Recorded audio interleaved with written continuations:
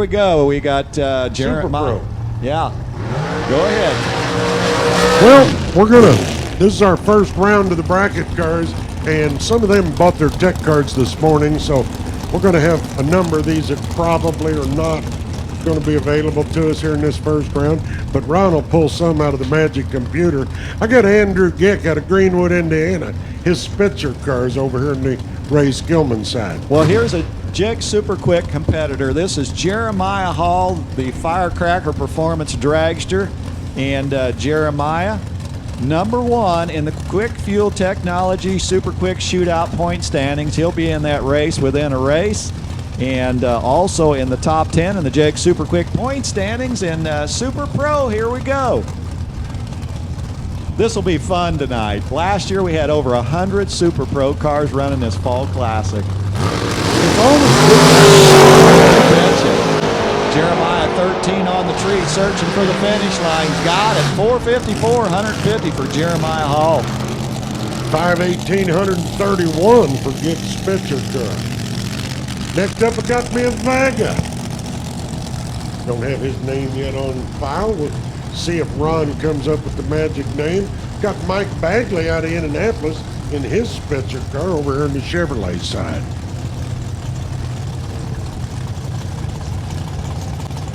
Nice, clean little white Vega. Fastback over there in the Ray Skillman side.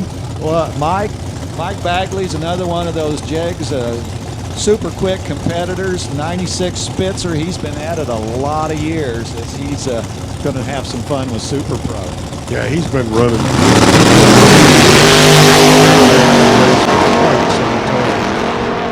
Well,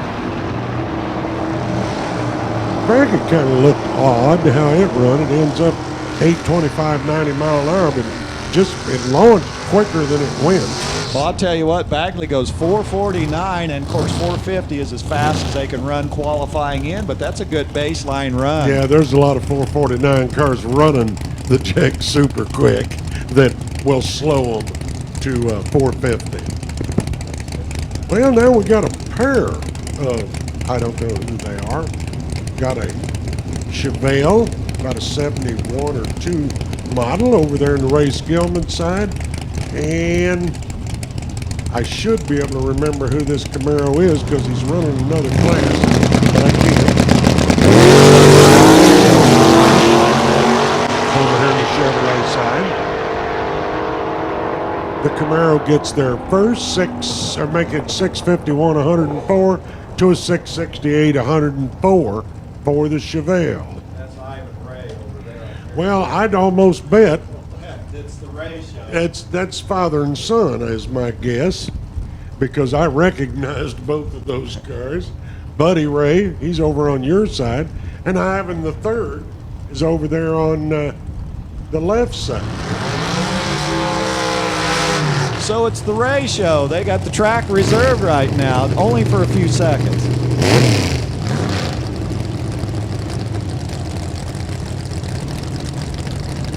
So a couple GM cars. I remember Buddy's car. I just love it. It looks like he ran over the checkered flag there on a circle track. Well, and Buddy used the Chevy 2 a lot. Yeah. And bought this one.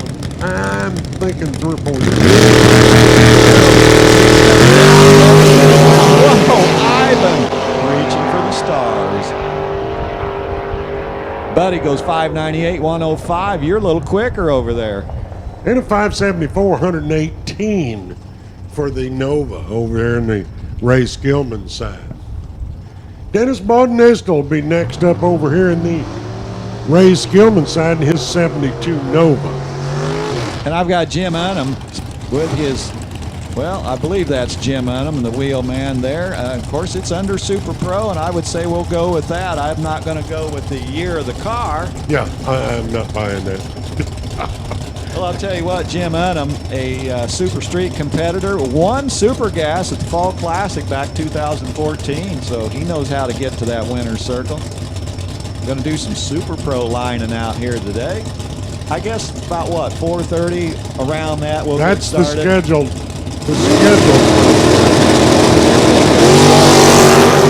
Jim on that red-eye flight northbound, but they're free right now. We'll hand out them red lights. 534, 128 for Jim Unum. And Dennis is there at 617, 109.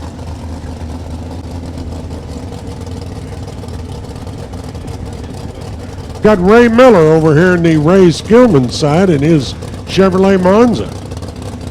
And Matt Hunt hunting for some good data for that pick-em-up truck. The Hunt & Sons Memorial Company sponsoring your Super Pro class here. Yep, that's the Hunt in Hunt, and that's Ann Son standing by. The truck just kind of hopped off the ground there and settled down, hopped again, and They've been having some issues with that truck this year, and I think they're still finding. He wrecked that truck a couple years ago at the end of the season, and they really haven't had a lot of time, haven't had a lot of laps on it, so they're still struggling with it a little bit. Miller 581, 118. 621, 121 for Matt Hunt, and we'll line them up. Here comes Aaron again. Aaron? Mike King's over here on the left side, out of Marysville, Ohio, in his dragster. Yeah, Mike King, a Jake Super Quick competitor. We'll see him again later on. Aaron Dysinger, didn't they have problems with the car earlier? I don't think it was this car. Okay. I think it was his Super Stock. I think it's an old Sierra is the one they pushed off.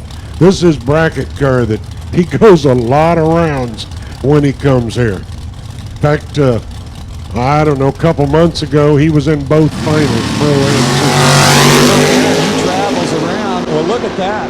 Super. Yeah. He just, you know what? He just melted the filament, and the bulb goes perfect on the tree. 659, 102 for Dysinger. 486, 140 for King's Dragster.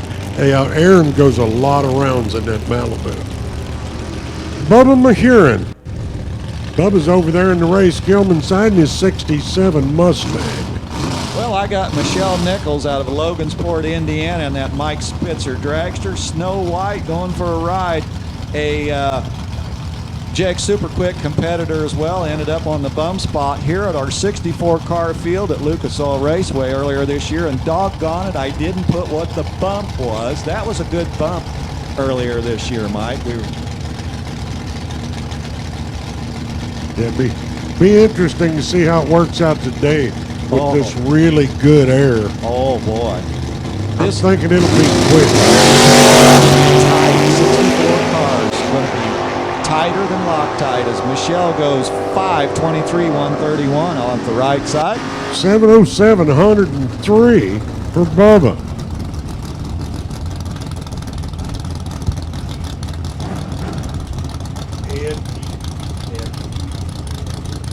All right, you got the cool cars on your side over there. I got Ed Needy. Well, Ed thinks that dart's cool. Kevin Wiggins going to be right over there on the Skillman side. Wiggin Wagon. In fact, when Needy's here, and he hadn't been here as much as he used to be, he goes a lot of rounds in that dart. Wiggins 638, 108. 653, 102 for Ed Needy, and we'll, oh boy, here comes our former U.S. National Super Comp champ. Ty Davis, he's up here in the Ray Skillman lane in his 32 Bantam.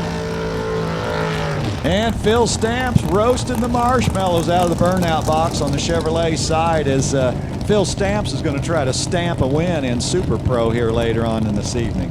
Yeah, he brought the glitter rat back out of the garage.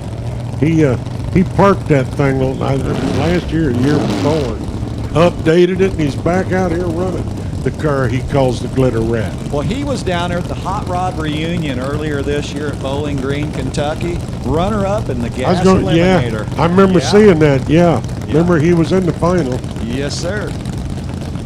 Phil Stamps, 72 Camaro, plugged in, ready. Got the finger on that button, they'll let go of that light. Pretty quick, didn't he? Phil Stamps, 599, 114. Ty 588, 135. Got Jesse York coming up next over here in the Ray Skillman side in his Racecraft Dragster out of Muncie, Indiana. And I got Ron Foss, little 82 Chevrolet Camaro. He'll Just now leaving the water box, Jesse York won the burnout box race. Little short one, that's not the important one though. So Jesse York, Jag Super Quick, he finished 8th in the points last year, 2015. Runs over at Muncie, got a runner-up, quick 16 last year, so Jesse likes to go fast. Ron just likes to go with that Camaro as they're just about ready to do it. 8-mile racing. Ron Foss, clean and green goes. 594-116, you're faster. And Jesse leaves 3,000 too soon, leaves that red bulb behind him. 492-139. Diener Maurer. Diener out of Pittsburgh, Indiana, and that 73 Duster over here in the Ray Skillman side. And I've got Brent Crowell out of Evansville, Indiana. That is a Phantom-built dragster. Another racer that likes to go the Jag Super Quick route. And 2004, he was on the bump at Central Illinois Dragway there in Illinois with a 478. So Brent, he's going to try to get that Super Pro prize tonight. Ought to be a good run at it. A lot of cars, we're expecting them.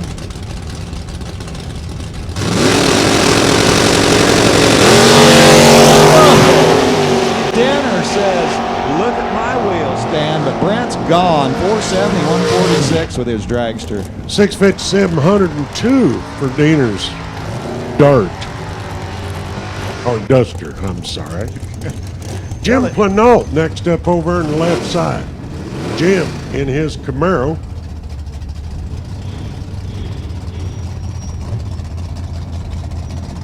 Well, I'm coming up with Troy Salazar. Over, is that it? No. All right, we won't go with that. We'll just call it Dragster 352. It's the tech cards. We're rolling them in about as fast as we can get them in. A lot of them, like Mike said, we're turning into well, whoever's driving that dragster is a good, quick trip to the grocery store. 496-138. And Jim leaves a red light but turns off the clock 691.99 miles an hour.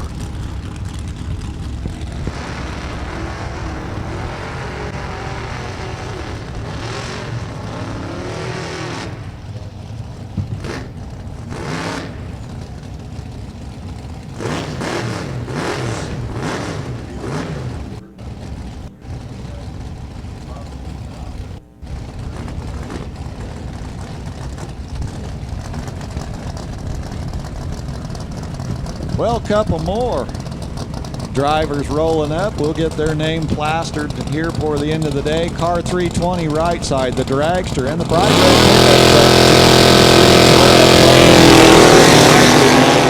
Well, they both got plugged in, the two red lights. They'll try to correct those as the dragster goes flying across. 518-131. Team 320, Team E312 goes in 739 at 90 miles an hour. Bob Nichols, our champ in the Jags Super Quick Points chase last year with that bright green dragster, and boy was that close. I believe it was like 1 or 2 points was all Bob Nichols won that championship in the Jag Super Quick last year. Matt Bradford parked alongside with the Barracuda.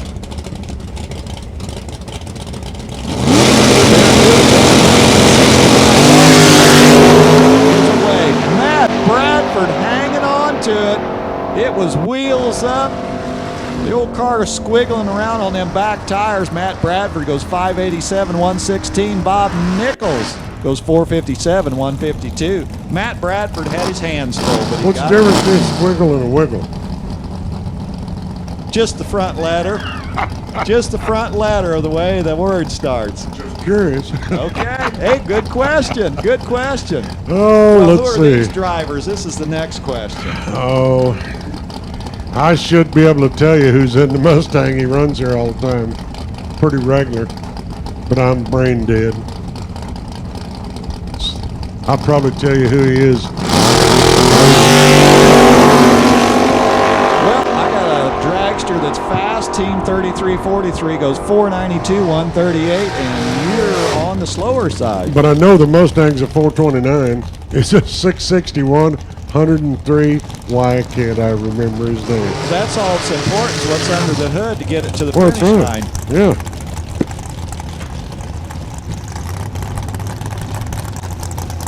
And I've got a dragster over here on the left side. Not sure who I got yet. And again, we got a lot of Super Pro cars still coming up here. So a lot of them have bought their waited to buy their tech cards today or got here today. So some of them are in the computer, some not. Mark Sizemore, a racer without a home, ran at Lions. Well, over here on the left side. Nathan Smith is on the right side here with, well, wait a minute. Not sure about that.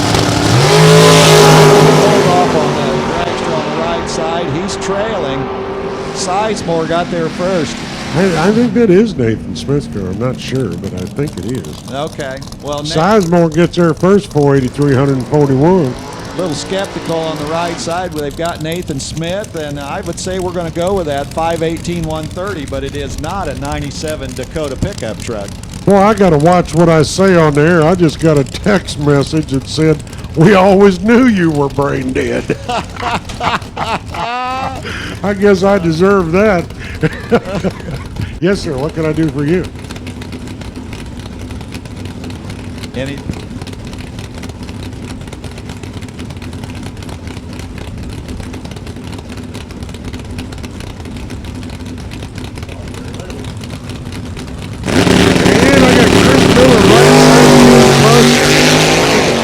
Actually, over there on the left side. Tim turns on the red light, gets her 582, 115, right side. Miller, 555, 123. And Ron had to go over and work the D3 equipment. So I'll be sitting over here talking by myself for a while. And let's see, over here in the right lane, I'm not sure who I got, not in the machine yet. Dragster. Over in the left side, I got Amber Egan. Amber in the Dragster Daddy built, the 01 Egan chassis car. She's over in the Ray Skillman side. Well, at least I know some of my friends are listening to D3 TV when they're texting me and picking on me. Got a lot of Super Pro cars still in the lanes back there. I just looked a couple of minutes ago to see if it was time to call the next class, and it wasn't. So the Dragster and the Chevrolet side, 469, 146. But Amber, triple, 0 on the tree, 486, 139 miles an hour. She just won her a $5,000 a couple weeks ago up at Muncie. Amber's a long-time racer here at Lucas Oil Raceway. Used to run a junior dragster. Rick Long, 69 GTX. Over here on the Chevrolet side, and Ron Goodrich, his 93 Mustang, over there in the Ray Skillman.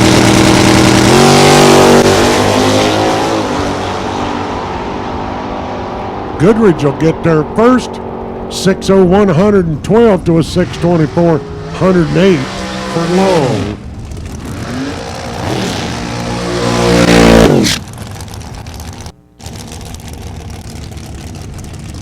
Henry Vandervoort's over here in the Chevrolet lane out of Plainfield, Indiana, in his racecraft car.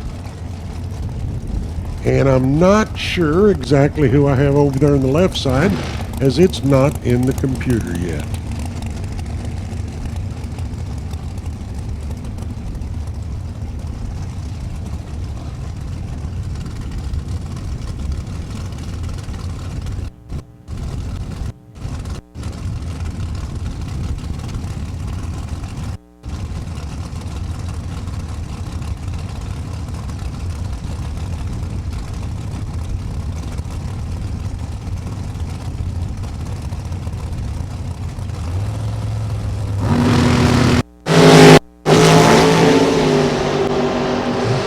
And it looks like that dragster in the left lane had to pedal her a little bit, got a little close to the wall.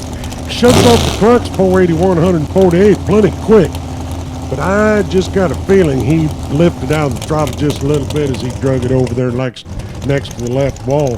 Henry, 464 at 148 in his dragster. Next up, Chevrolet Lane will beat Terry Smith out of Liberty, Ohio in his dragster.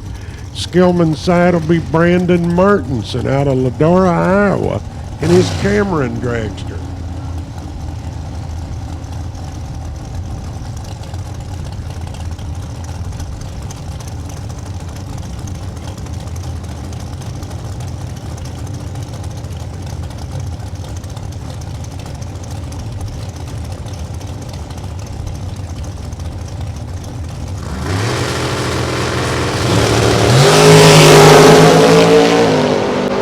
Martinson won the tree, 007.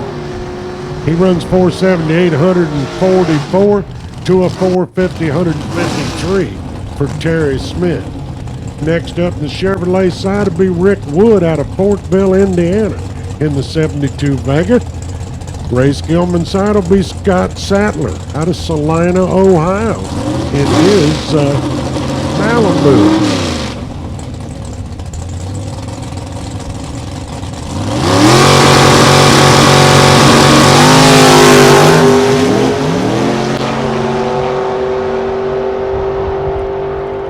And Sadler gets there first, goes 001 red, 585, 116. Wood, he manages to get it on down the track once all four wheels were back on the ground, 651, 111.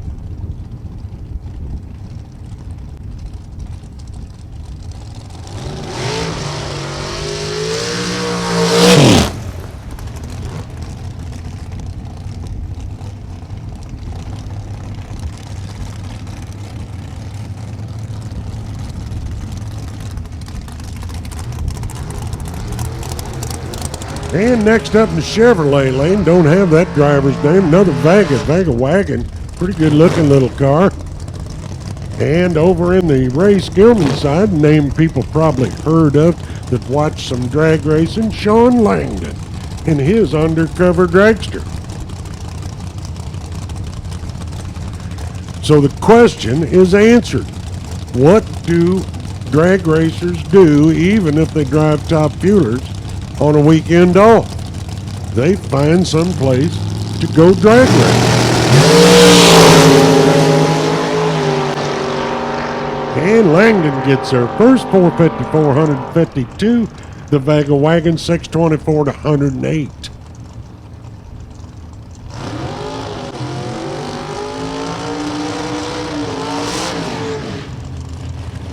Mike Keenan, his 87 Cavalier over here on the Chevrolet side out of Coatesville, Indiana. Then over there in the Ray Skillman side, Darrell Gray out of Martinsville, Indiana in his 67 Nova SS.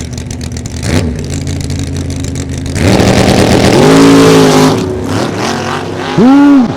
Gray has to pedal her, man, when the front wheels come up headed for the wall. He still ends up with a 545, 135. But I'm thinking that car's quite a bit faster than that, so it's a throwaway. Keenan, nice and straight down the lane, 675, 120 miles an hour. Chevy 2 Nova over here on the right side. Not in the machine. Over in the Ray Skillman side, Ron Lower out of Dundee, Ohio in his 81 Camaro.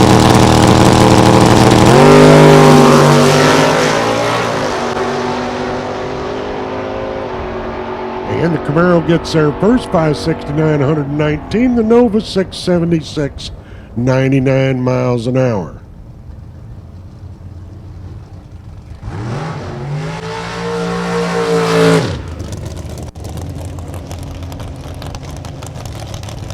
Corey Mong. Corey's out of Noblesville, Indiana. He's over here in the Chevrolet side in the Diamond Dragster. Over in the Ray Skillman side, we got Todd Taylor. Todd out of Mooresville, Indiana, 67 Chevelle SS. Nice looking 67 Chevelle. Got the laundry bag option on the back of it. Not a very common option on a 67 Chevelle.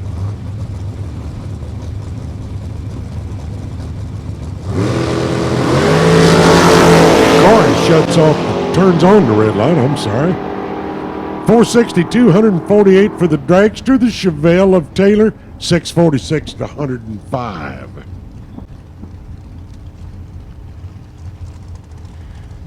Little bit of sweep up there on the left side starting line, and they're out of the way. Next pair burning out, got Kelly Sperry out of Fort Wayne, Indiana, in the 81 Malibu over here in the Chevrolet lane. Got about a 74, 75 model Vega over there in the Ray Skillman side. Don't have that driver's name and pedigree yet in the computer.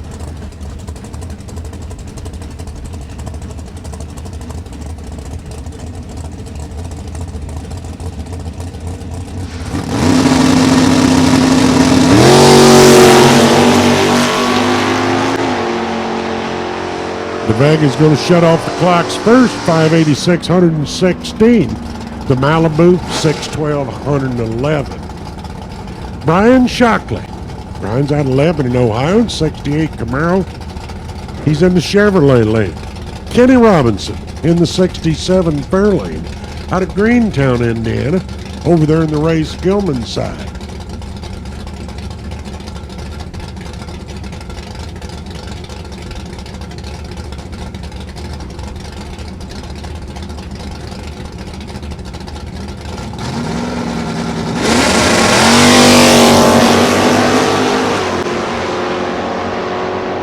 Kenny's going to get there first in the Fairlane, 620, 108.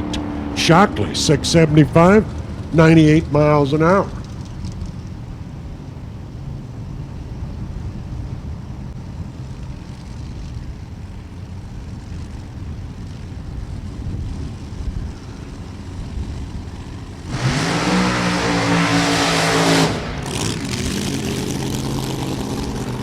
Well, the blown dragster of Shane Ben Versailles. Maybe that's right. Out of LaPorte, Indiana. Says it's a 73 model rear engine dragster. Corvette over there in the Ray Skillman side. Don't have that driver's pedigree yet.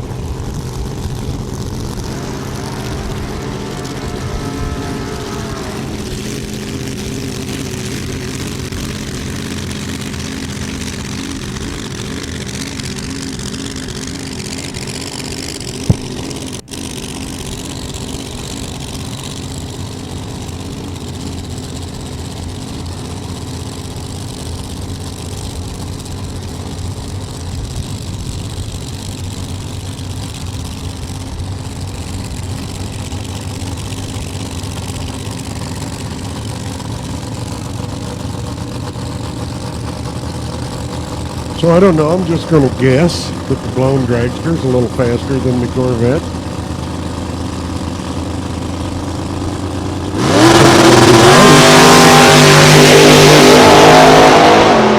Yeah, it gave the Corvette a 4/10 head start. I'm thinking, no, it would have been, I would have expected it to be just a little bit quicker because he's only at 128 mile an hour at the finish line, runs 523. In the dragster. Corvette, 637, 110. Kind of sounded like a dragster man. Lifted a little bit before the finish line, so he might have had some sort of problem. Mikey Ammerman, the Chevrolet-powered 78 Mustang II, is over here in the Chevrolet side out of Indianapolis, Indiana. And the dragster over there in the Ray Skillman side. Don't have that driver's name yet in the electronics.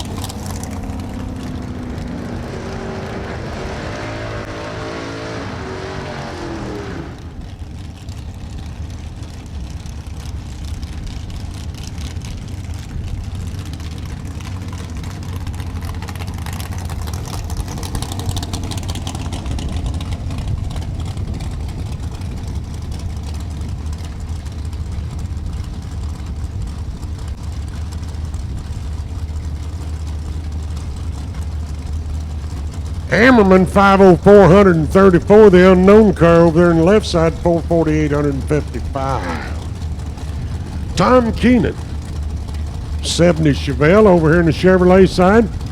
Over in the Skillman side, I got Tiffany Brannon out of Madisonville, Kentucky in a Racecraft Dragster.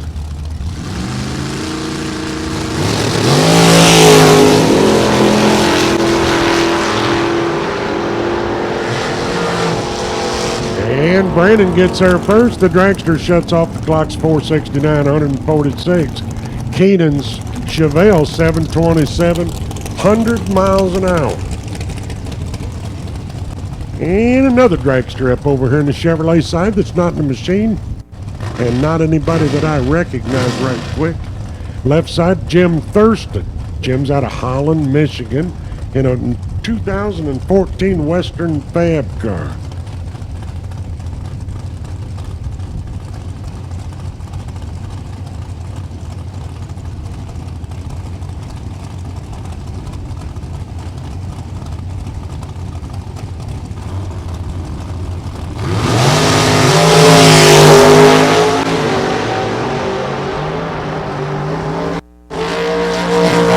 Red lights both sides, 490, 238, right-hand lane, left-hand lane, 490, 440 for Thurston.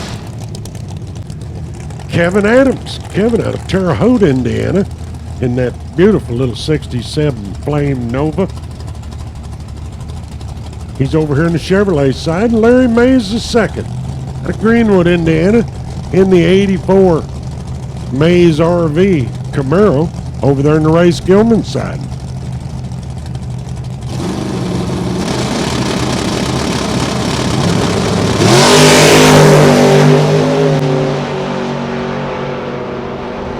And Adams gets there first, 525, 128. Mays, 599, 114. Larry Harmless. Larry's over here in the Chevrolet side in his 73 Corvette, the Indiana National Guard car out of Hillsboro, Indiana. And over there in the left side, that's either Roger Baker or Stevie Baker. I don't remember which one's in that particular Mustang.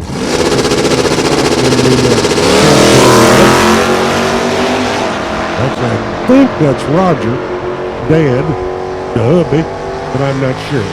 630, 107 for Harmless. 645, 106 for Baker's Mustang.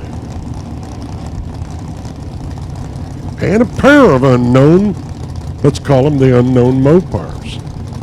One looks to be about a 70 or 71 Roadrunner or GTX with that sublime Mopar color on there.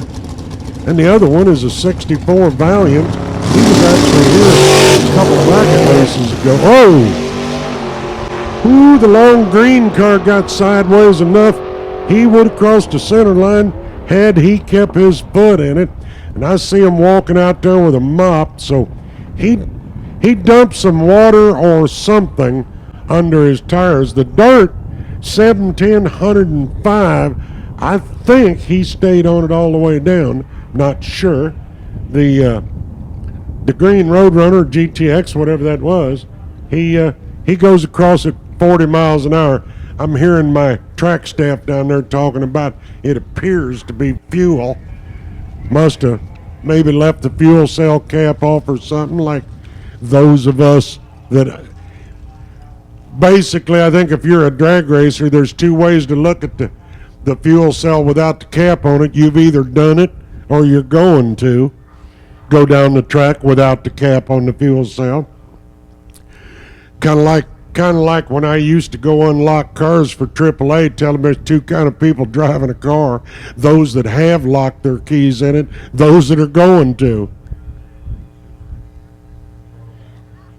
So looks like we'll be doing just a little bit of cleanup, and the car stopped on the track down there, so I don't know what his issue is, unless one of my track staff said he probably ran out of fuel. There was so much fuel on the track, but we don't know that to be the exact answer. 12:30. I want to run super quick after Super Pro. Okay. And then we'll do Pro. So we'll just flip flop those two. So you haven't called Pro. Go ahead and call it. Setting up about a dozen cars in the lane. So we've got about 70 super quick cars. So What lane you got vacant down there, Brad?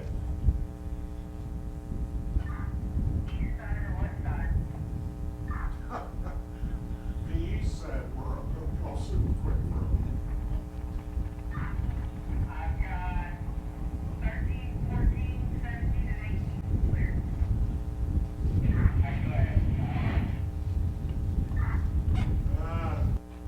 Go ahead. We'll start out 17, 18, then we'll move on to the 50s. Hey, first call, Jag super quick. First call, lanes 17 and 18. First call, Jag super quick. Needs you to start making your way to lanes 17 and 18, please. I got Zach Reinert out of Unionville, Indiana.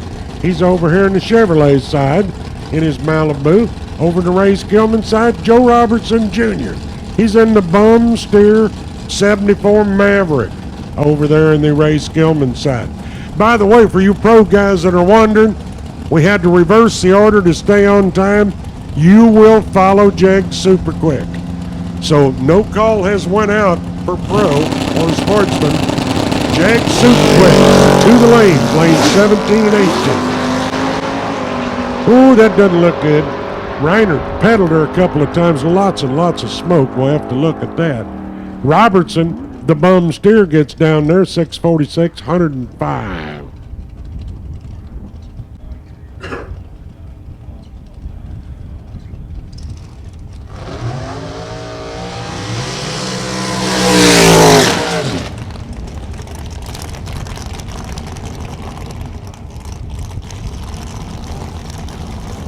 And Reiner, he shuts off the clock 7:39 and only 110 in the Malibu. I believe he got off the track dry, so we'll be continuing to send cars down. Glenn Julius. Glenn's playing in his Grand Am and the Dragster this weekend. Glenn's over here in the Chevrolet lane in the Dragster. And over in the Ray Skillman side, got Bob Ridner out of Plainfield, Indiana, in his Dragster.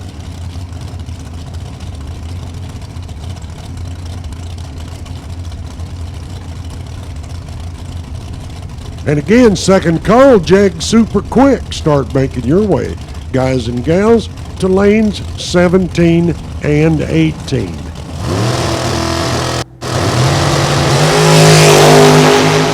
And a pair of red lights, of course, they don't count in this part of the race.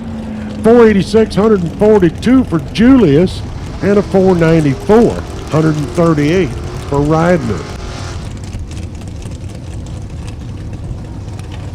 Matt Roberts, Racecraft Dragster out of Salisbury, Indiana. He's in the Chevrolet side. Ricky Ship out of Needham, Indiana, in the 70 Nova, in the Ray Skillman side.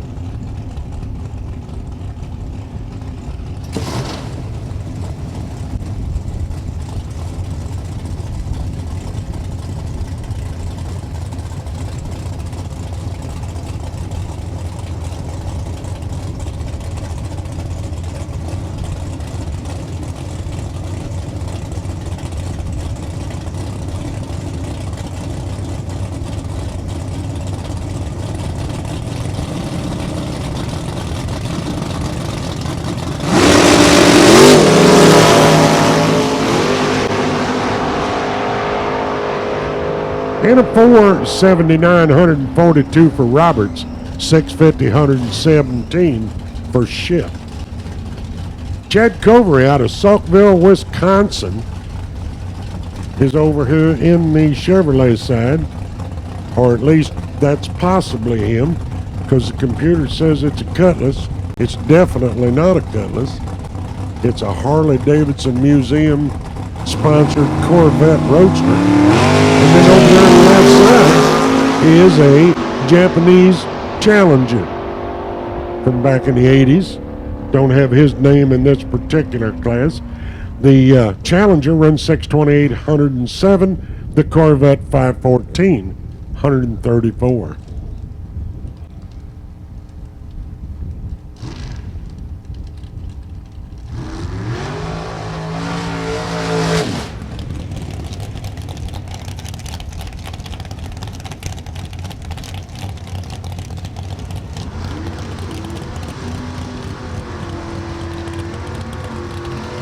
And in the Chevrolet side, got Nick Wallace. Nick out of Edinburgh, Indiana, the Spencer Dragster. Ray Skillman side will be Mark Long out of Brownsburg, Indiana, in his 70 Duster.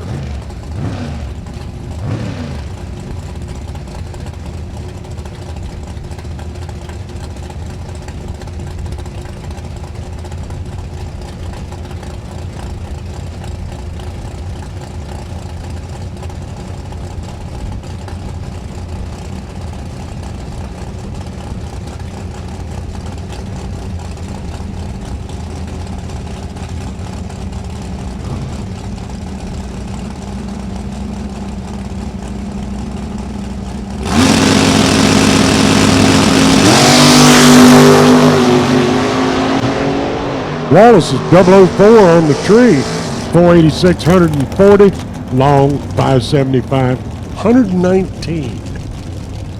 Jimmy Smith out of Walton, Kentucky in an undercover car. Over here in the Chevrolet side, Zach Papp out of Charleston, Illinois in an American Dragster. He's over in the Ray Skillman side.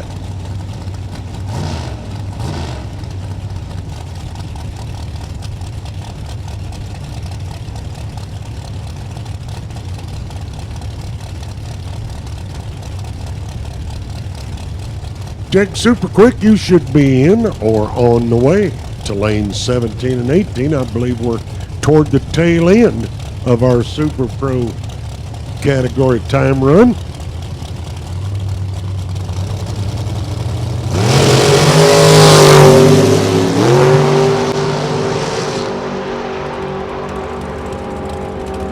And a 470, 146 for Pep, 606, 135 for Smith. Jason McConnell is out of Humboldt, Illinois in the 70 Nova over here in the Chevy side. And Jason Hartels from Ohio, the Buckeye in the undercover chassis Dragster over there in the Ray Skillman side.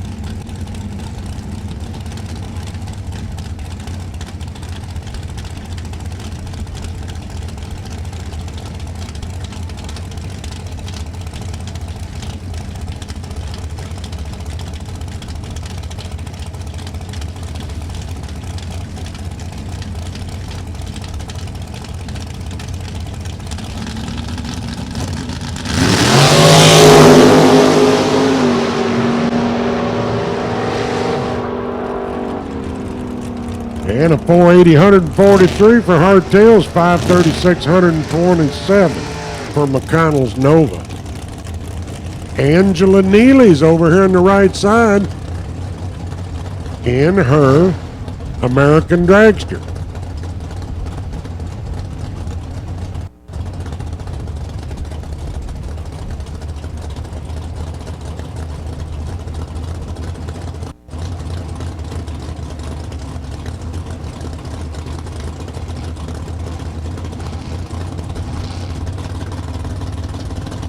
Rob Cropfield's Vega over there in the Ray Skillman side.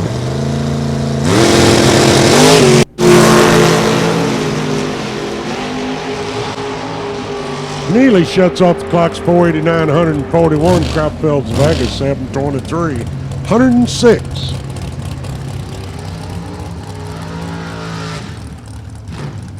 And the S10 over here, not yet in the computer in this particular class.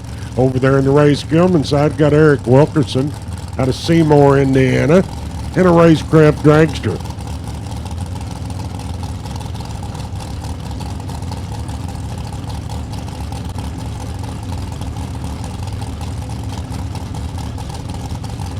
Should be getting down toward the end of our Super Pro here shortly.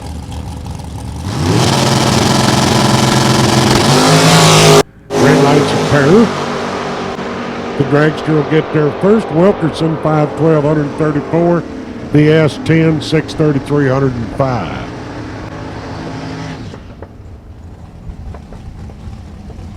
Teddy Barlow out of Bowling Green, Kentucky, 80 Camaro, Chevy side. Ricky Ship Sr. out of Whiteland, Indiana, in the 80 Cutlass, over there in the Ray Skillman side.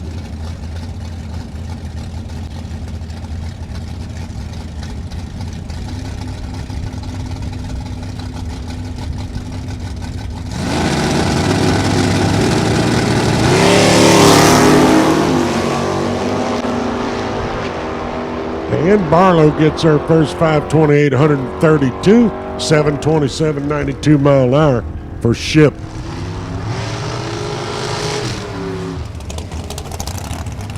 Allison Prose from Terre Haute in the American Dragster. Chevrolet side, Pat Lamont out of Lake Villa, Illinois in the Race Tech Dragster over there in the Ray Skillman side.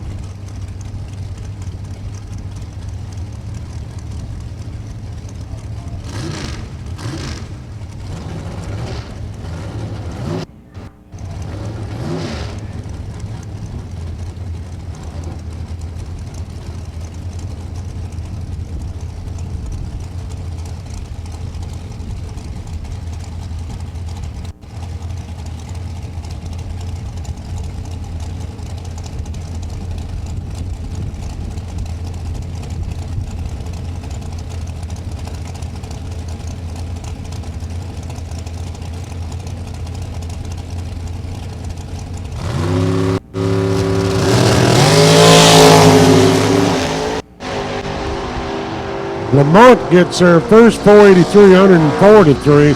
Looks like Allison had a problem. I'm not even sure she's under power. She's 1161 on 38 miles an hour. In fact, I think she was off the loud pedal before 60 foot. So she's still rolling, so it appears the car may still be running.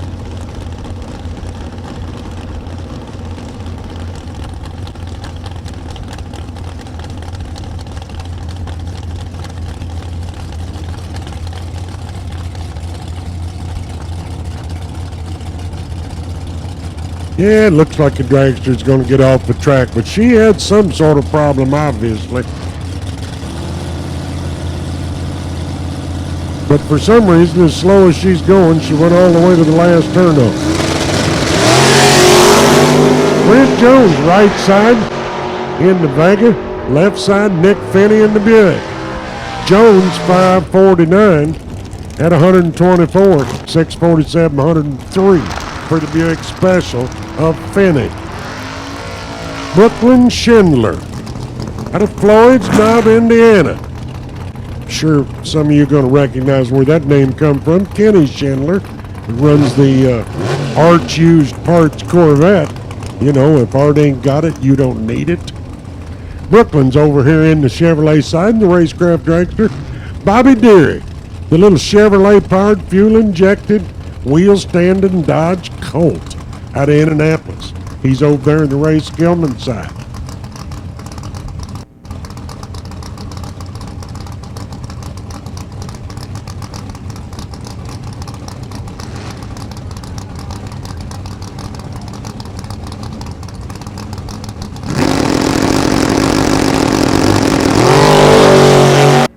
And nice wheel stand for the Colt. Both cars go red. Dragster gets there first.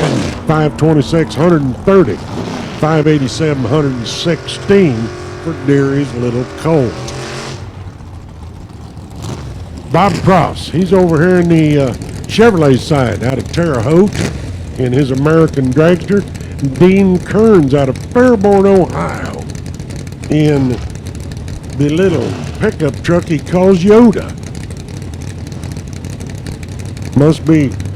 That must have some meaning to him. Looks to me like it may be a Toyota pickup truck.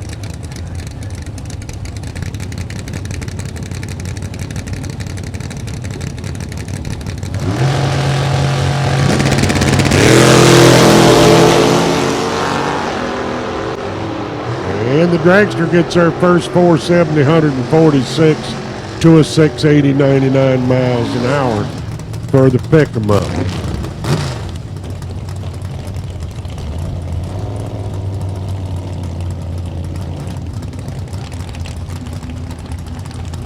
Pretty sure that's Kevin Hull in the Chevelle over here on the right side. 70-71 model Chevelle. And the S10 with the wild green and black paint job. Not sure who that is. Neither of them are yet in my computer, but I'm sure that's Kevin Hull on this side.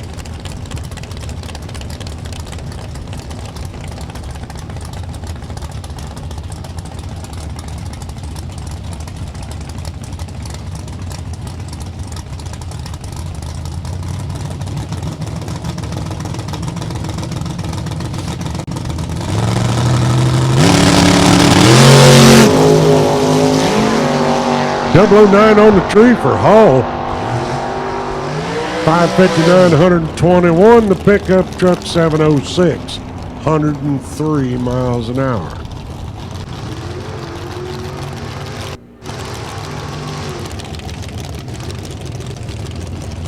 Jim Thurston out of Holland, Michigan, and his Dragster over here on the Chevrolet side. Over in the Ray Skillman side, Jeff Reed. Reed out of Batavia, Ohio, in the 63 Corvette.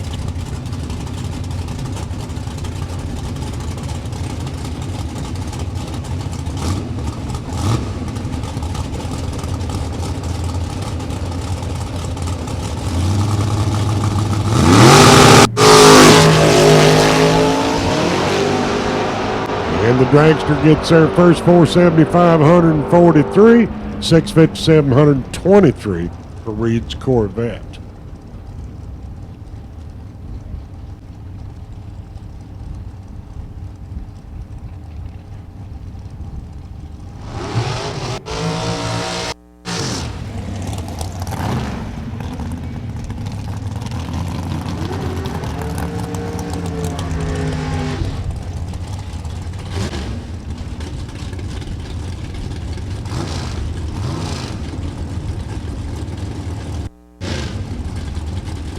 Devin Eisenhower in the Camaro Roadster over here on the Chevrolet side. Jerry Mellis in the M&M Dragster out of Hope, Indiana, over there in the Ray Skillman side.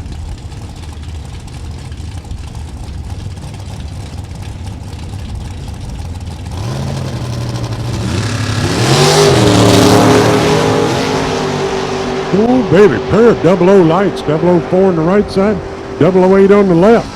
Eisenhower, 518, 134 to a 585, 128 for Mellis. Not sure that's going to work out right. That says Buddy Ray, and I don't believe that's correct. But the Chevrolet side. Over on the left side, I believe the house mouse, in fact, is Jeremy York, the S10 over there in the Ray Skillman side.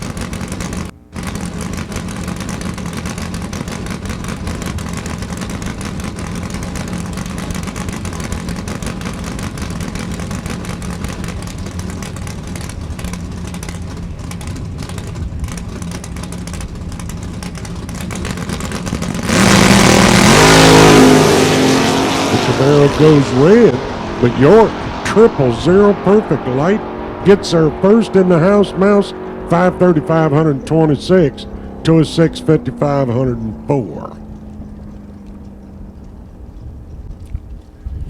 And looks like the guys are going to broom up the starting line a bit before the next pair. Next pair will be Chris Balcom out of Guilford, Indiana. Well, maybe, because that's a Dragster, not a Firebird, so I'm not 100% sure of that, although the number is right. We'll check it later. Over in the Skillman side will be Brian Harris in his Dragster. Harris out of Indianapolis, the 98 undercover car.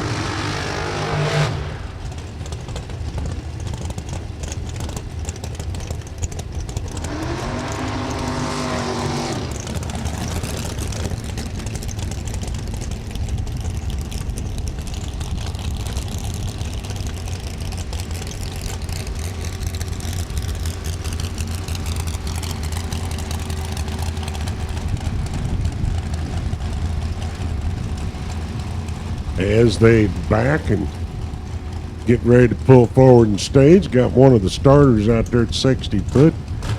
Found something out there. They wanted to get up and get out of the way, so the dragsters now will pull into the stage bulbs.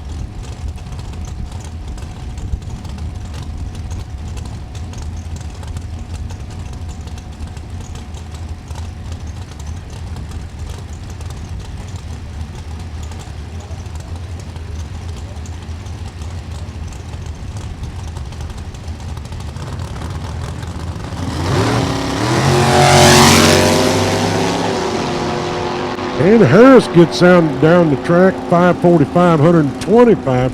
Balcom has some kind of problem. He leaves before the third amber, then runs 811 at 86 mile an hour. Didn't look like he was much underpowered going down the track. Over in the right side, I got Scott Deffenbaugh. Deffenbaugh. Those of you that know Scott maybe haven't seen this car lately. That's the same car. Repainted with a vinyl top, beautiful red paint job with a black vinyl top.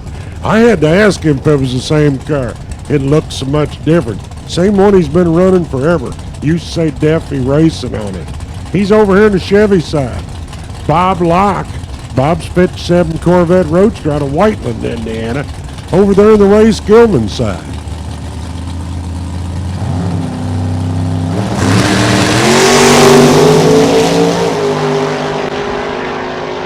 Looks like Locke's going to get there first, 536, 129. Deffenbaugh's 564, 121.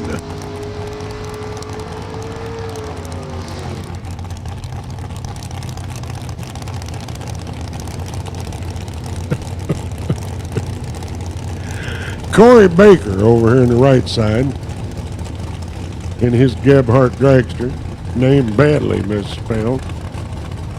But I know that's who it is. He's over on the Chevrolet side. And I don't know who that is in the Daytona, over there in the Ray Skillman side. And looks like this is my last pair of Super Pros. So that means, for sure, Jag Super Quick, you should certainly be in the lanes. Jag Super Quick, you should be in the lanes.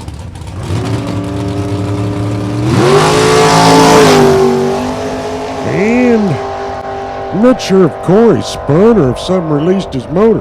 Heard the motor go up like it was freewheeling, and then he shuts her off.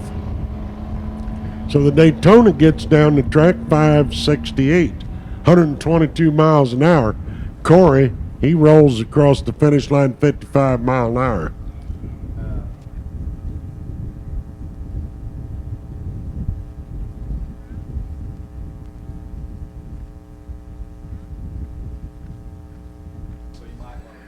And it sounds to me like some of you are worried about whether you're going to get your 2 runs because we skipped you. You'll get your 2 runs. We just simply changed the order to keep the Super Quick cars on the schedule we agreed to. So there'll still be 2 time runs for the bracket cars. Well, I'm assuming this is still Bob Sargent, still licensing in Jerry Powell's Medicine Man Dragster. Yesterday, not so successful on the first run. Had a little trouble keeping that injected motor running. So, you know, Bob Sargent in the car that says it's a way of life. Evidently, Sargent says it's never too late to come have some fun and getting something faster.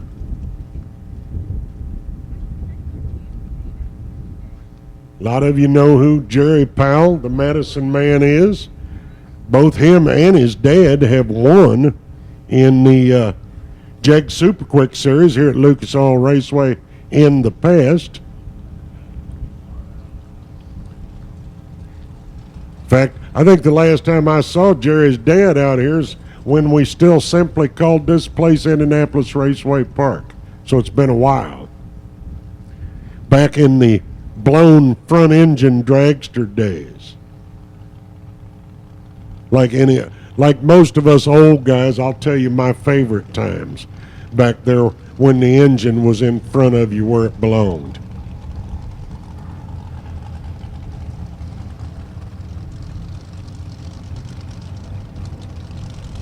So Bob Sargent rolls the burnout. And looks like got a pretty good burnout this time. Let's see if they have better luck today getting him a run down the track than they had yesterday. They ended up pushing him off yesterday. Something sounded like some kind of an issue where the engine wouldn't idle up and stay running for him. So hopefully Bob will get her down the track today. Have him some fun. And I see some super quicks sitting at the ready line. So we're getting ready to have a whole bunch of 450 something runs. You know, it ought to be fun, Mike. This Jake Super Quick, they're going to be, how tight can we pack them on a ladder? Well, I do remember when Greg Gaskin come up here after one of the races and said, guess what? 455 ain't fast enough no more. He said, I need to find some more. Well, I'll tell you what, I cannot wait to see. 450 is as fast as they can officially run on the ladder, but I want to see how tight we can pack 64 cars in there. Well, when you think about it, you've qualified a number of the little fields, and you've packed 32 cars tighter than we packed pro stockers, and that used to be what impressed us the most. Right. Is when 16 pro stockers could be over 500 or 600s, and now you're packing 32 cars in under 500s on some days. Well, everybody entered's not going to get on that ladder. You know, there's probably going to be some broken parts and broken hearts before it's all over with. Yeah, I think I heard 70. Good looking run down there for Bob Sargent, full pull. Hey, not bad for his first pass. 6:01, 2:23. He was at 210 miles an hour at the 8. So Bob just had him a fun ride. I'll tell you what, he did an outstanding job down there. They had her set up a little soft, 60-foot time. That's okay, but boy, was that car marching hard down at the top end. Well, we want to remind everyone about the Yes, Mickey, the golf cart's here. RFC Chapel service will begin in the morning. Non-denominational Sunday morning, 8:15 a.m. Parks Tower, 3rd floor, the RFC Chapel service. Bring your coffee. Let me know when you're at the base of the tower, Mickey. I'll throw the key down to you.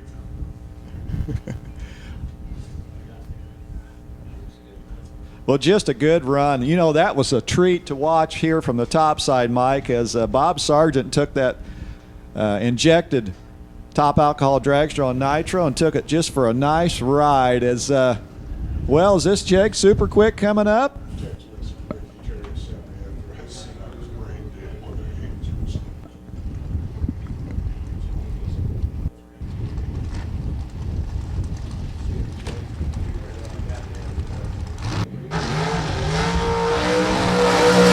Well, here we go. 450's the floor. We don't know what the ceiling is yet. Last year it was in the low 5s, but it's gotten a lot tighter in the 32 car field this year, so we're not sure what exactly we're going to have for a bump spot, but this is one of only 3 times a year that's 64 car field. Well, I'll tell you what, they do it in St. Louis to start the year out, but I'll tell you what, Jay Hollinger typically will do this announcing, but he says you guys go at it. He's kind of busy over there with a lot of things going on. So, Mike, here we go. I got AJ Gick. AJ's over here in the Ray Skillman lane in his Spitzer car out of Franklin, Indiana. Nathan Jones, a regular there at Lions Raceway Park in the Super Pro class, the 19-year-old. Well, we're going to get this thing started off here, and I'll tell you what, it's going to happen fast, and it's going to be furious. Oh, I got another text message. For those of you that know who it is, one of my friends. Of course, Mickey Terry's been bugging me all day. Now Patty Hertenstein says, I should tell everybody hi. So I know what she's doing at home today, too. She's on D3 TV.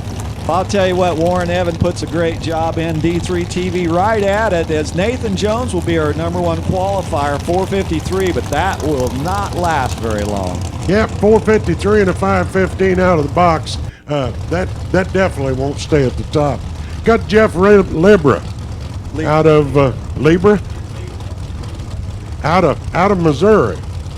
Because I'm not even going to try that city. 46 years old and a 2012 M&M Dragster over here in the Ray Skillman lane.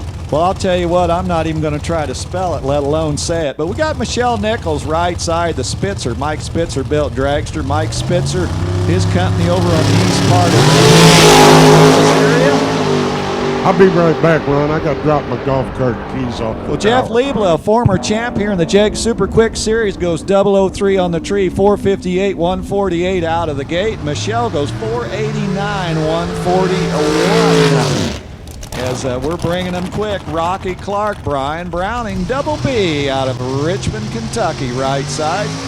Rocky Clark in the Grand Prix, the door car. And guess what? Jag Super Quick Series, typically that dragster ends up in the winner's circle, but these door cars can get it done. As down there at Beacon Dragway at Bowling Green, Kentucky, we put a door car in the winner's circle. And over at Coles County a few years back, that was done there. So, hey, dragster don't guarantee a win in the Jag Super Quick, but Rocky Clark brings it. Big bow tie left side, Brian Browning in the dragster. So we'll roll it here. Nathan Jones, 453 with a 6, sits #1, but again, that'll be shuffled around. And Mike, yeah, that #1 spot, that's still soft. oh, way you betcha. soft. I'm looking for a 450 with an O somewhere along the line for it's all said and done. At worst, a 450 with a Here we go, 002, Double B, putting it to the limit down her top end, 454, 151. What do you got? 472, 149 for Rocky Clark. It's hard to remember back to the days when a door car got a 2/10 advantage. Now they don't even need it. The door cars that show up are just as likely to go 450. All right, here we go. Next pair. What do we got? Hit the old transfer Yeah, I should have hit the over button, there. didn't I? Mike King, Mike out of Marysville, Ohio, in the McIlvain car. He's over here in the Ray Skillman side. I got Rick Forish, the Spitzer Dragster, 2016, the year it was born, and Rick, he's got the power to put it down into the #1 spot. Yeah, I can't believe we're this far along and the bump ain't under 451 yet. Mike King annihilates the tree. Rick Forish goes 454, 152. He tried. King was 465 at 150 miles an hour. Scott Waters. Scott's up here in the Ray Skillman side out of Fort Wayne, Indiana. He's got a 2000 undercover car. Well, I'm not sure who I got in the door car on the right side, but another door car. And I'll tell you what, now we've got a truck rolling in the next pair here, as 3150 is a number we do not have in the system yet. We'll take a gander at that, try to get a handle on that.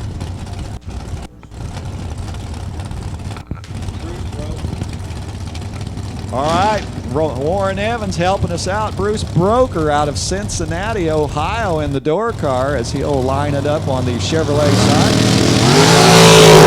Whoa, boy, did he carry the wheels out super stock style. What do you got over there for Scott? And a 478 142 for Waters.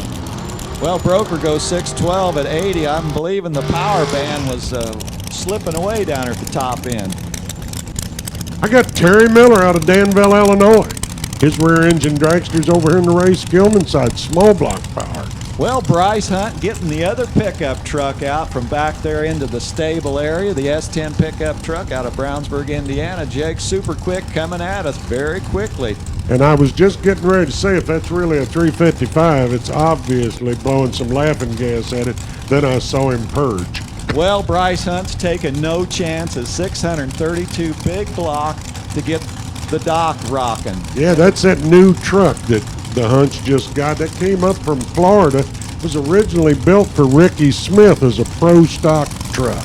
So that's a jewel of a pickup truck. Let's see what lights up with. Boy, it Jerry is quick. Haas piece. Nice truck. Bryce Hunt 512 133. You're faster. 496, 138 for Miller's Dragster. But that 512, there's a chance that'll get him in. Well, Jones still hanging on to that number one spot, but that'll change guaranteed. Well, I got Rick Hughes. Rick from Fishers, Indiana's over here in the Ray Skillman side in his power chassis. Ron's looking in his magic computer to tell us who it is in the right side.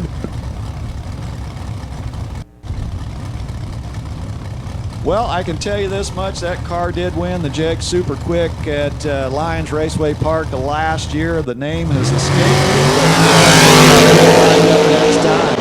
Your driver's deadly on the tree. 478, 142 for the right side. 484, 141 for Hughes. He was dead on the tree with a 004 bulb. I got Jeremiah Hall. Jeremiah's over here in the Ray Skillman side out of Evansville in the MRJ chassis dragster. Well, here's two number ones. When we got all done with the quick fuel, super quick shootout point standings, Jeremiah Hall was number one. Our number one driver from last year, Mr. Bob Nichols, over here on the right side of the racetrack, taking down the Jag Super Quick point standings. And I believe it was about a 2-point spread between first and second when it was all done last year. Every year, it's always amazing that it truly comes down to here. That's what makes this race fun. And then the question is always, is it just two guys working for it at that point, or about 5 or 6? You got the number one qualifier on that run. Yep, 452 with a 9 for a haul. Going to take him right up to the head of the pack. That certainly won't hold, though. Well, Bob Nichols goes 456. He's probably in the quick 32. We haven't run that many yet, but we're going to call it that when we're done.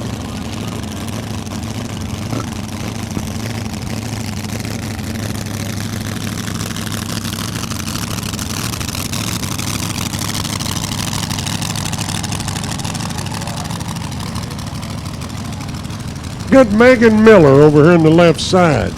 She's out of Danville, Illinois in the Spitzer car. Another small block powered car. Well, Megan's one of those junior dragster racers that came out of that rank, top 10 in the points in the Midwest Junior Super Series and the Outlaw 330 out of the junior ranks. I got Danny Wood out of Wabash, Indiana. Big block Chevrolet, just about ready to give Danny a kick in the seat of the pants there as the light comes down.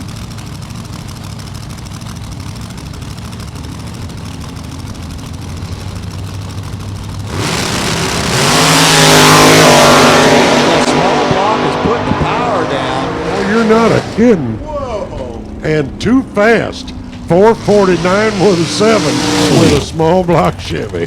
I'll tell you what, a lot of heart there in that small block. Danny Wood goes 486. He's on the high side, but Megan Miller just missed it by 3 thousandths. 3 thou too fast for the number one qualifier. Ashley Bach will be next up.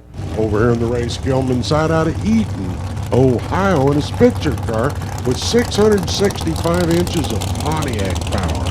Well, the factory worker out of Robards, Kentucky, comes to the Jag Super Quick Fall Classic portion. James Schoen doing some testing yesterday. 2013 Jag Super Quick champ. He's got that big 632 big block, but Ashley, a little bigger than that.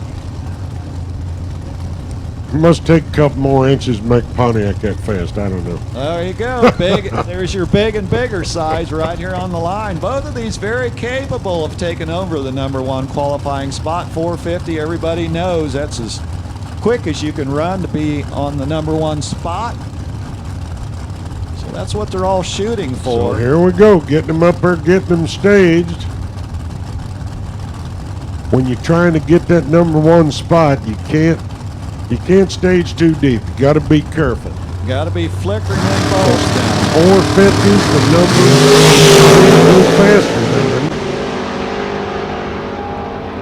Oh, there it There is. it is. Your 2013 champ, James Schoen, set the bar high, goes dead on with a 6. There's a little bit of wiggle room there, Mike. And I got Ashley at 458 too, but right up to the top of the pack is James Schoen. So right now he's got a couple hundreds in the bank Yes, he does. to stay in that number 1 spot. I got Brad Lefevre. Brad out of Columbia City, Indiana, in the 14 Miller car over here in the Ray Skillman side. And I got the mystery driver. We'll take a quick look, see if we can figure out who that is.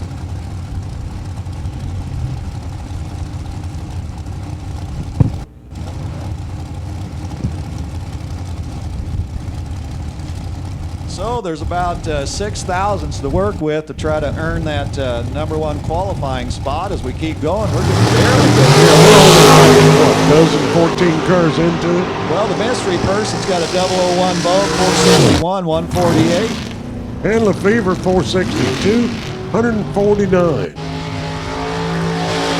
How many have we run right now? 16, 22. 22. Have ran. Jake Bach out of Eaton, Ohio is over in the Ray Skillman side in his Spitzer car.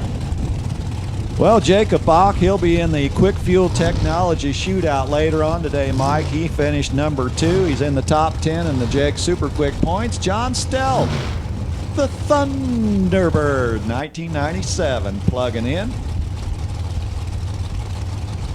How about that Chevrolet engine? You know, for a while, door cars almost disappeared when they stopped the 2/10 advantage they gave them. Now, seems like they're picking back up more door cars than we've seen in the past. 785 inches of Chevrolet. That's how you do it. Well, that ain't a Chevrolet thinking he ain't all that big, is it? Whoa, John Stelp driving the wheels off that car. That old back end was fishtailing like the dog wagging its tail, but he goes 485, 144. And a 454, 154 for Jake Bach. Brandon Martinson out of Ladara, Iowa, in the 99 Cameron car. He's over here in the Ray Skillman side. Well, the 68 Camaro going to back it up and line it up from Big Bend, Wisconsin. How about a 765 cubic inch Dart power plant? Got the laundry basket on the back just for good measure for Chad Peckrell.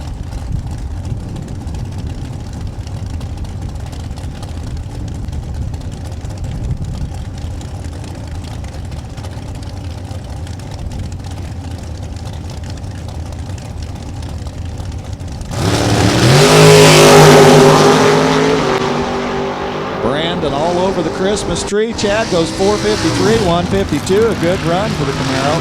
476 and 144 for Martinson. Well, Chad goes into the number 4 spot with that 453, and that's looking pretty sweet. Chuck Ridenauer, Chuck out of Plainfield, Indiana, his Race Tech car. He's over here in the Ray Skillman side. And Greg Gaston's, well, got a Smith motor in that dragster. Just kind of looking at some of the information. The engineer out of Indianapolis.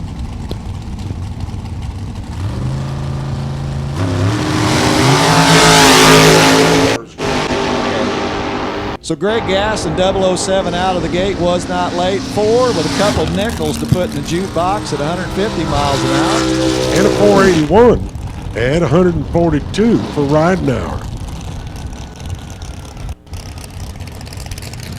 Jake Orman. Jake out of Terre Haute, Indiana, in the Victory chassis car. He's over here in the Ray Skillman side. Well, we've got Jeremy Buzenbark out of Terre Haute, Indiana, running the Mopar power plant in his rear engine dragster.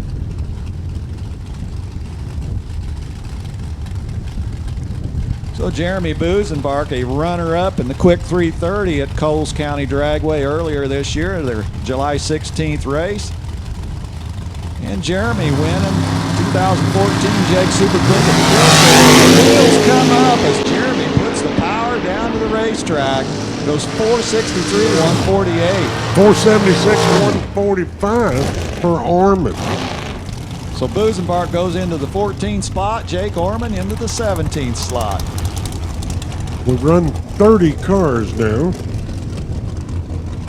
And the fastest one's in the 30th spot because she went 3 thousandths too fast. Brent Cornell out of Evansville, Indiana, in the 2012 Phantom Dragster. He's over here in the Ray Skillman side. And quarter midget racer wanting to go on the straight line. Kyle Camp rolls in as Andy Camp, the crew chief, backs away from the Egan chassis dragster running that Toyota power plant. So Kyle having a great racing year this year. The student trying to find their way down the racetrack. Low qualifier to 64 car field again. I can do it again. 009 on the tree. Brent is down track. Good run for Brent. Almost got it. 450 with a 7 for Connell at 151 mile an hour.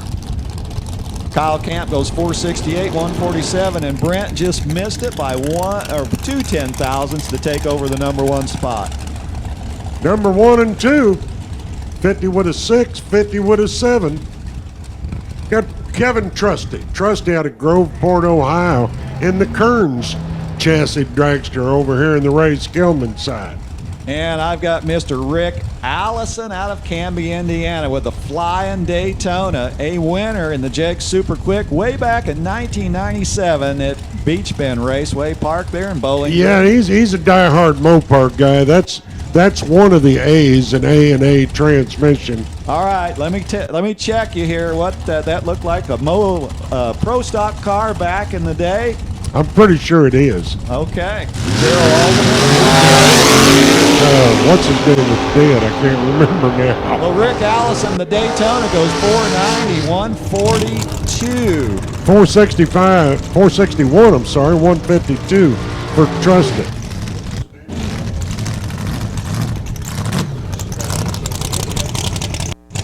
Scott Jeffreyon, that's the other one I couldn't think of. Fell off a step ladder at, I think he was under 40 years old. It ended up killing him. Got Tony Pranger, Tony, in his Diamond Dragster out of Fort Wayne over here on the left side of the track. Well, Tony Pranger, 2014 Jake Super Quick champ. So we got some former champs here scattered around. This is Steve Moss, a racer I'm familiar with out of Forest City, Illinois. Randy Moss, the crew chief for the 96 Firebird. A top sportsman winner at the IHRA Summer Nationals here last year. Also running quick 16s at Central Illinois Dragway in Havana, Illinois. Steve Moss lined up and ready. Tony Pranger.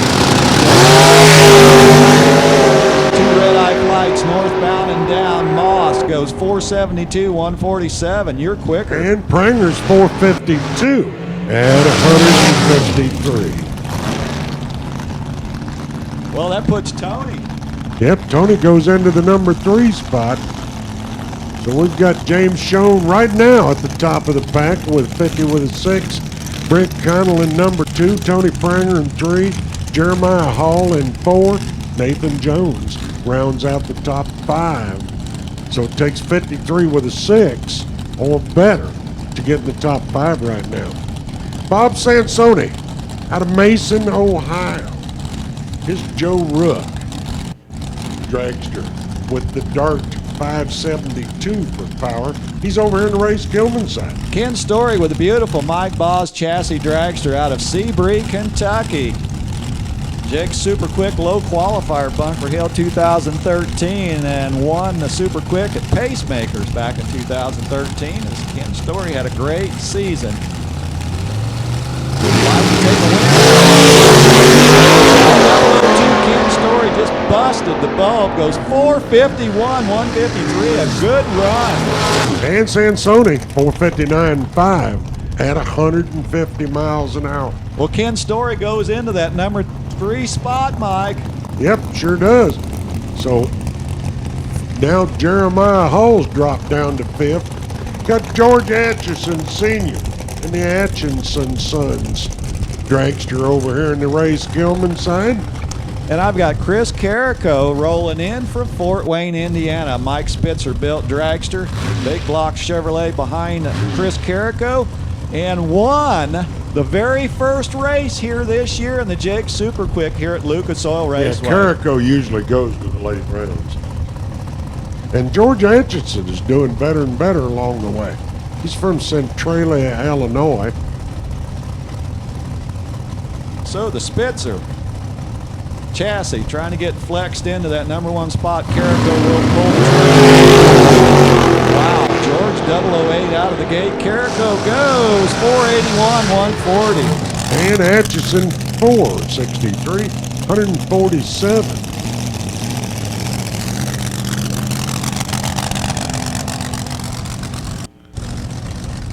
Mike Bagley. Mike's up over in the Ray Skillman lane out of Indianapolis in his Spitzer car. And I've got Tyler Sizemore, a Lions Raceway Park runner with that Danny Nelson chassis dragster out of Boonville, Indiana. 555s under the mailbox. Mike Bagley's been at the Jeg Super Quick Series points chase through the years. Picking up a win at Ohio Valley 2014 in the Jeg Super Quick Series. And Mike Bagley's always a player when he's in town, as Tyler trying to sneak in, or very tickled that ball.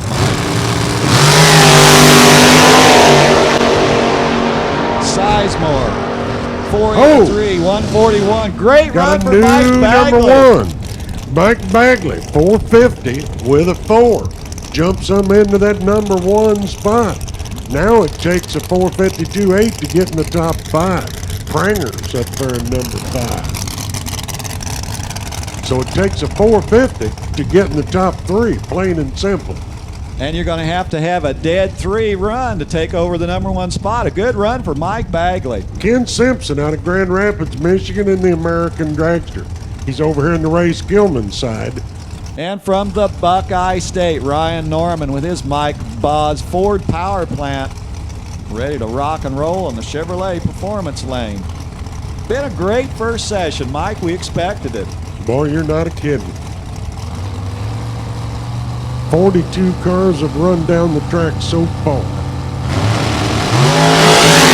Whoa, Ryan Norman, perfect on the tree. Blast the speed trap, 454, 151. Good run for Ken Simpson. Dead 7 into the 5, 4507 for Ken Simpson. Puts him up into the top 5. Actually, top 4. So now it takes 451, 1 or better to get in the top 5. Glenn Julius. Glenn's over here in the Ray Skillman lane out of Indianapolis in his undercover dragster. And I've got Tony Atchison, a regular on the Jeg Super Quick Series. A winner at Crossroads Dragway, Jeg Super Quick 2012. He's got a Rich Gebhardt prep dragster, running that very small block Chevrolet with a lot of torque. Tony out of Greenville, Illinois, the 58-year-old racer.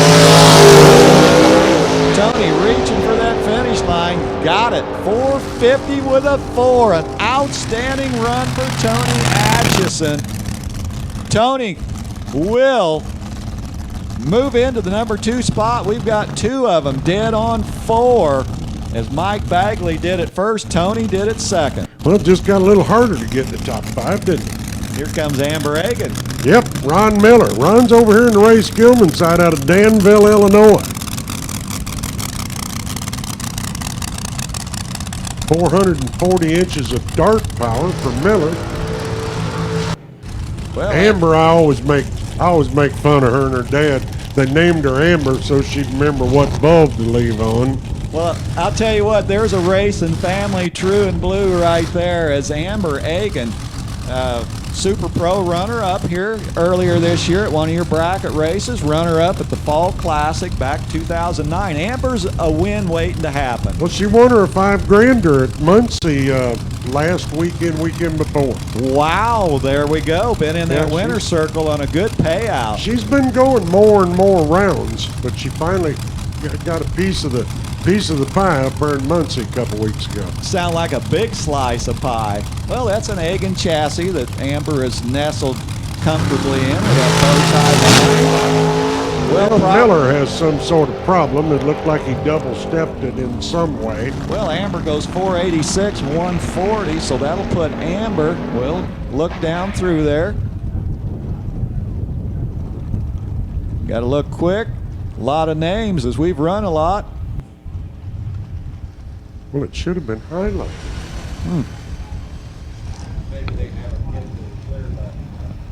So we'll give you a position on Amber Egan as again we'll. Yep. So a tough break for Ron Miller and the Monkey Business Dragster as they're parked down there just shy of the 660 foot. Well, looks like Ron Miller's got the power wound back up as he'll go cruising. Yep, looked like he got her started just about time the push quad got there to lay on him. Well, he's taking the scenic route through the Indiana countryside. Well, there. he won't be the lowest qualifier because he didn't go under 450. Right. So there'll be one qualifier behind him for sure.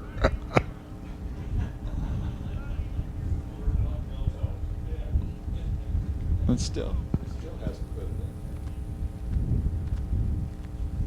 Well, Amber Egan is in the 39th spot after that run, and here's a couple of racers ready to go here. And Shorty Raider, I've seen him in a dragster mic for years, but check out this beautiful 67 Nova Shorty Raider. I believe he got best appearing at the ET Finals here. Yeah, him and Gary Egan went up and picked that car up in Canada this winter and have taken it from just a more or less plain white deuce. I mean, most of it is the way he bought it, but they have turned it into a really, really beautiful car. Well, I guess to say it won that best appearing car award here at the ET Finals. Angela Neely, she's over there in the Ray Skillman side, out of Alvation. I don't know how you say that. I'm probably screwing that up. Kentucky in her American dragster. Well, Shorty Raider out of Martinsville, Indiana. Now, Shorty Raider at the ET Finals a few years back, he took. So again, we're going to be down here for just a little bit as we get things sorted out here. The Jeg Super Quick qualifying, we're right in the middle of it.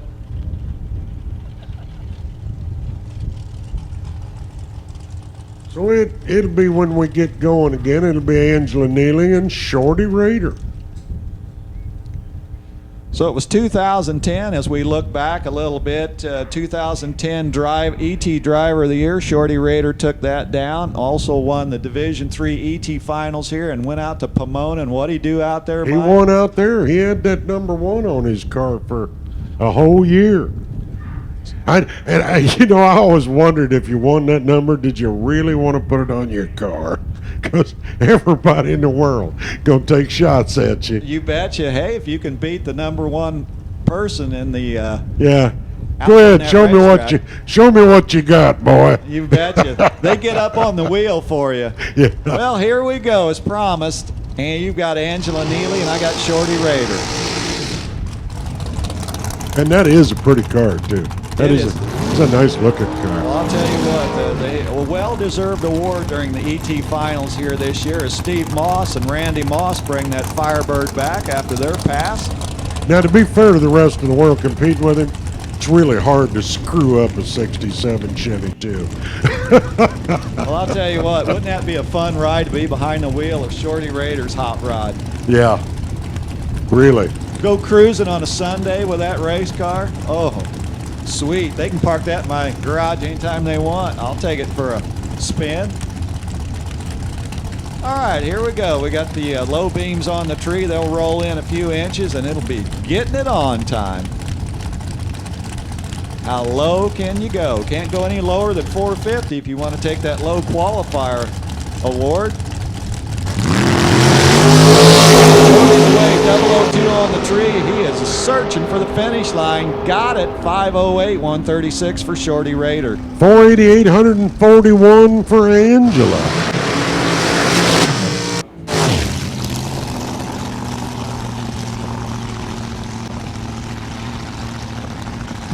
Bob Radner. Bob's over here in the Ray Skillman side out of Plainfield, Indiana. He's got a Rooman chassis dragster. And I've got Brittany Tidrick. Brittany out of Logansport, Indiana with that Egan chassis dragster, the 25-year-old. Low qualifier in the Super Quick 2013 right here, ran 450 with a 2 as Brittany knows how to make it go fast. She ran a junior dragster here when she started years ago, her and her sister. Probably turned on a few wind lights through the course. She did. So a powerful looking power plant sitting in the back of Brittany Tidrick's race machine.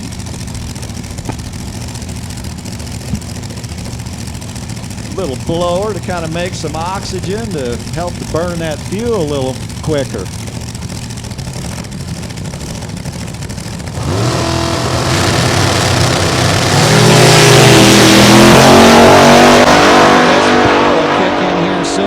Tidrick goes 495, 157. 492, 139 for Radner. Yeah, Brittany's car sounded lazy. Yep, the 60-foot time tells the whole story right there, Mike.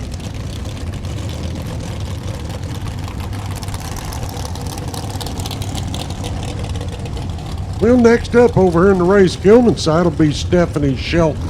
She's out of New Carlisle, Ohio. She's in a McIlvain car, big end Chevy. And I've got Jeff Smith Jr. out of Plymouth, Indiana with that Mullis chassis dragster. And imagine our surprise, another big end Chevy. Jeff Smith, a regular there at Cleves, Ohio at Edgewater Sports Park, a win in Super Pro earlier this year. Well, October 1st, not too many days ago. As Jeff Smith Jr. plugged in and ready to roll. Grab the red apple off the tree, crunching on that, goes 476, 143 for Jeff Smith Jr. And a little quicker for Stephanie at 470 with a 2, 145 miles an hour. Michael Shelton, Michael out of New Carlisle, Ohio, and another McIlvain chassis, 601 inches of Chevrolet power in his car in the Skillman lane. Well, I'm going to go with Henry Von DeVoort. Is that what came up in my database? What I've got, the jet black dragster.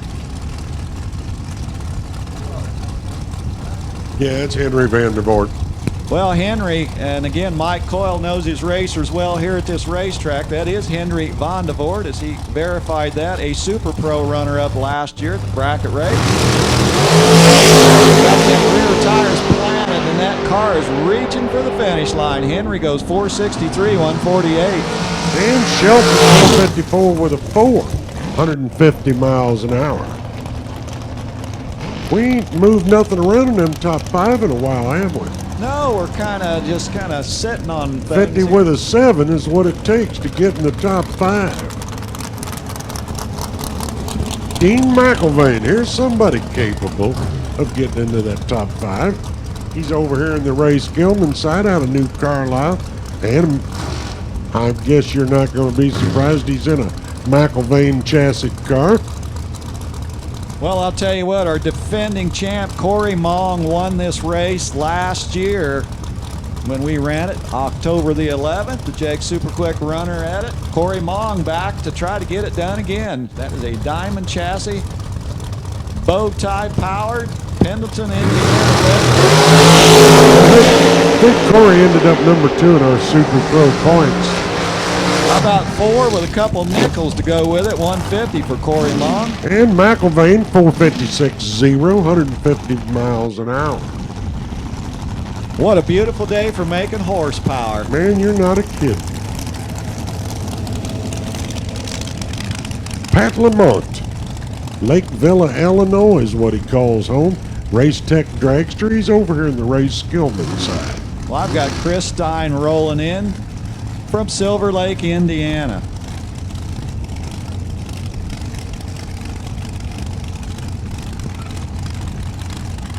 So Pat Lamont also runs that Midwest Super Comp Association Series. I believe he was at Central Illinois Dragway not too many weekends ago.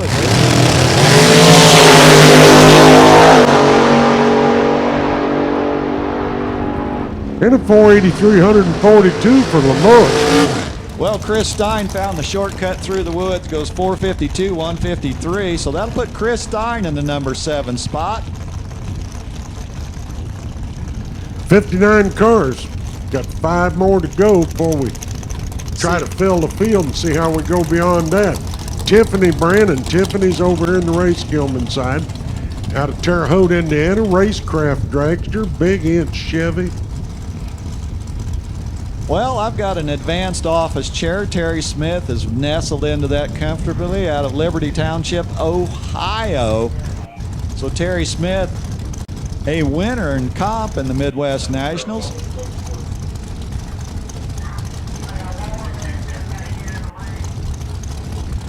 And let's say lanes 15, 16, 17, and 18. First call Pro Sportsman.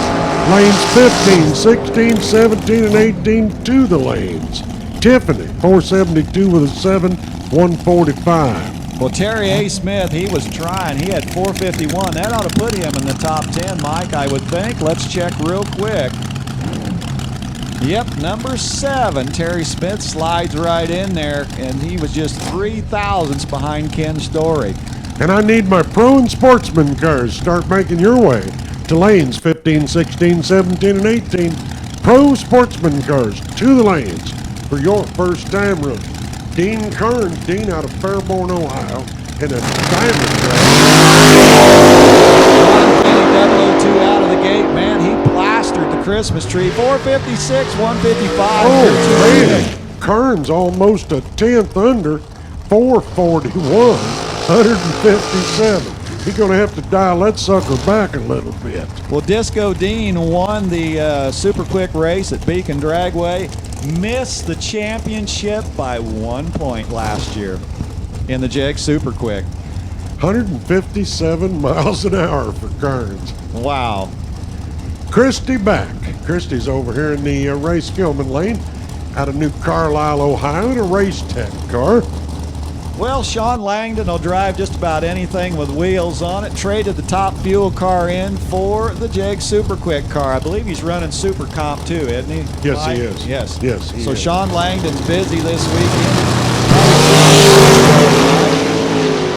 Sean Langdon, the undercover chassis, goes 452, 152. He should be in the top 10. Yeah, I would think so. 468.0 for Christy at 146 miles an hour.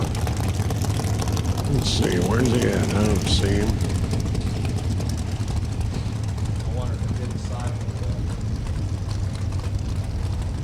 Jim Thurston Jr., he's over here in the Race Gilman side, out of Holland, Michigan, in a Western chassis car. And I've got another double duty racer this weekend. This is Larry Burnshausen. He parked the Vega wagons, got the dragster out. That's a Rich Gebhardt creation out of Manito, Illinois. Burnhausen, a winner, Division 5 race at Earlville, Iowa. Not too many, well, he won the shootout there.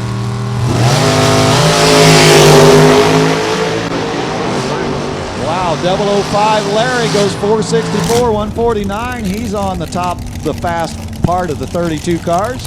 And a 495, 139 for Thurston.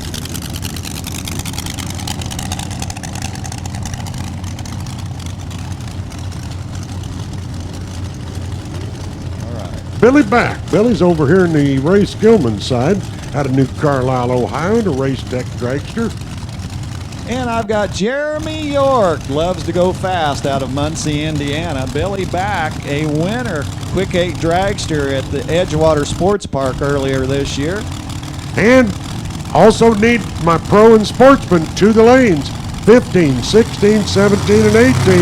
Need my Pro Sportsman cars to the lanes now. 15, 16, 17, and 18. I got 453 with a 5, 154 for Billy back. So Jeremy York goes 470, 145, the winner at Muncie Dragway in their Quick 8 Dragster class earlier this year. And boy, we're stacking the deck, aren't we?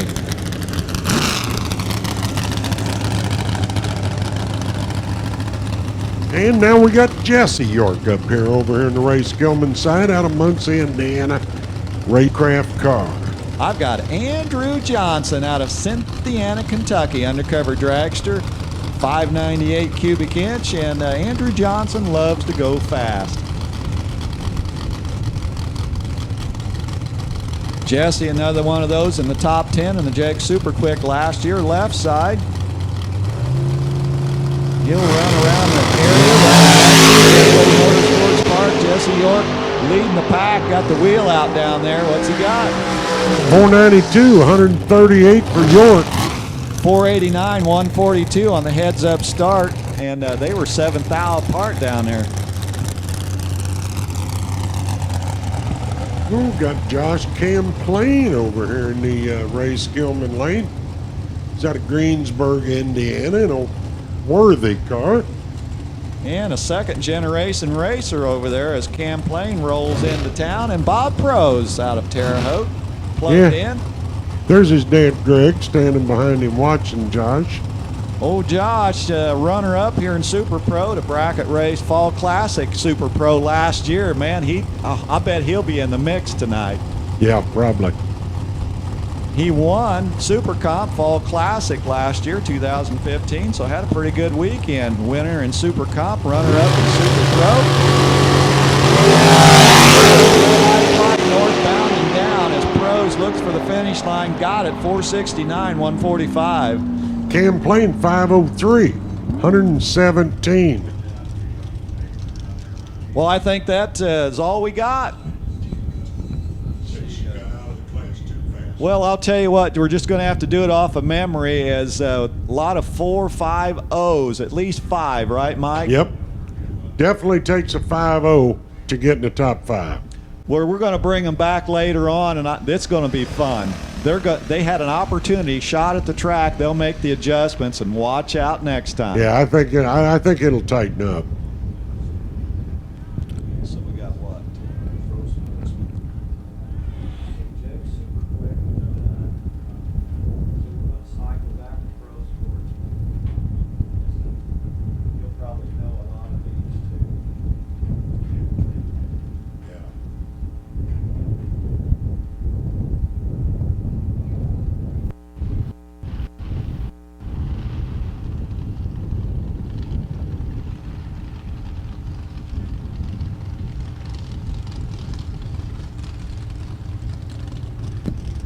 So a quick trip down there to check things out as the Jag Super Quick session Q1 was as exciting as we expected, with the weather being the way it is.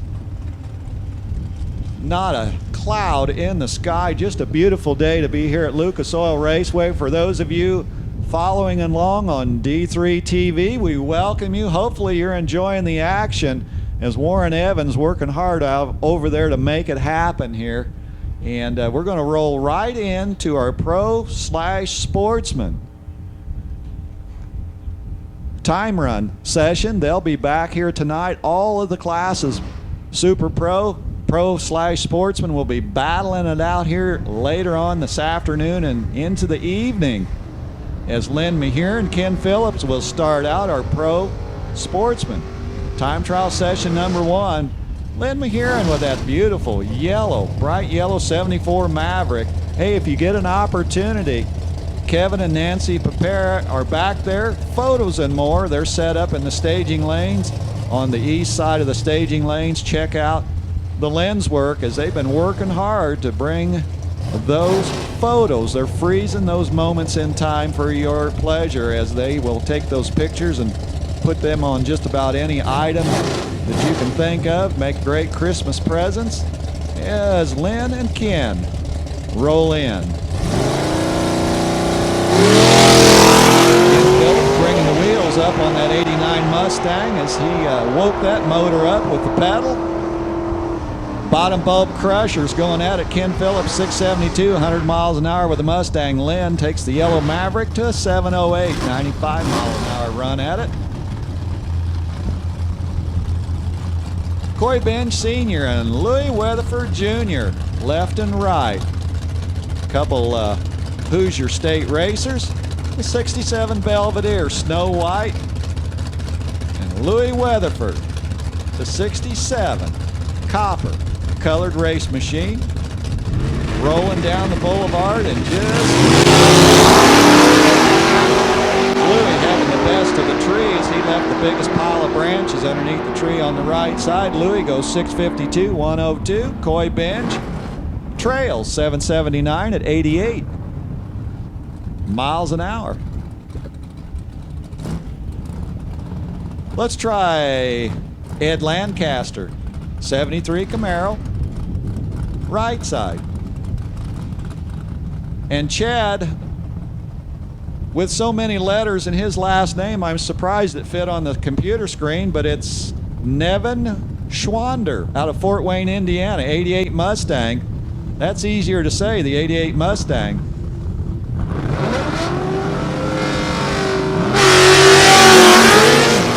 Bottom Bolt Crusher's doing a great job waiting on that tree as Ed Lancaster goes cruising to 644, 105 as Chad plugs in a 684.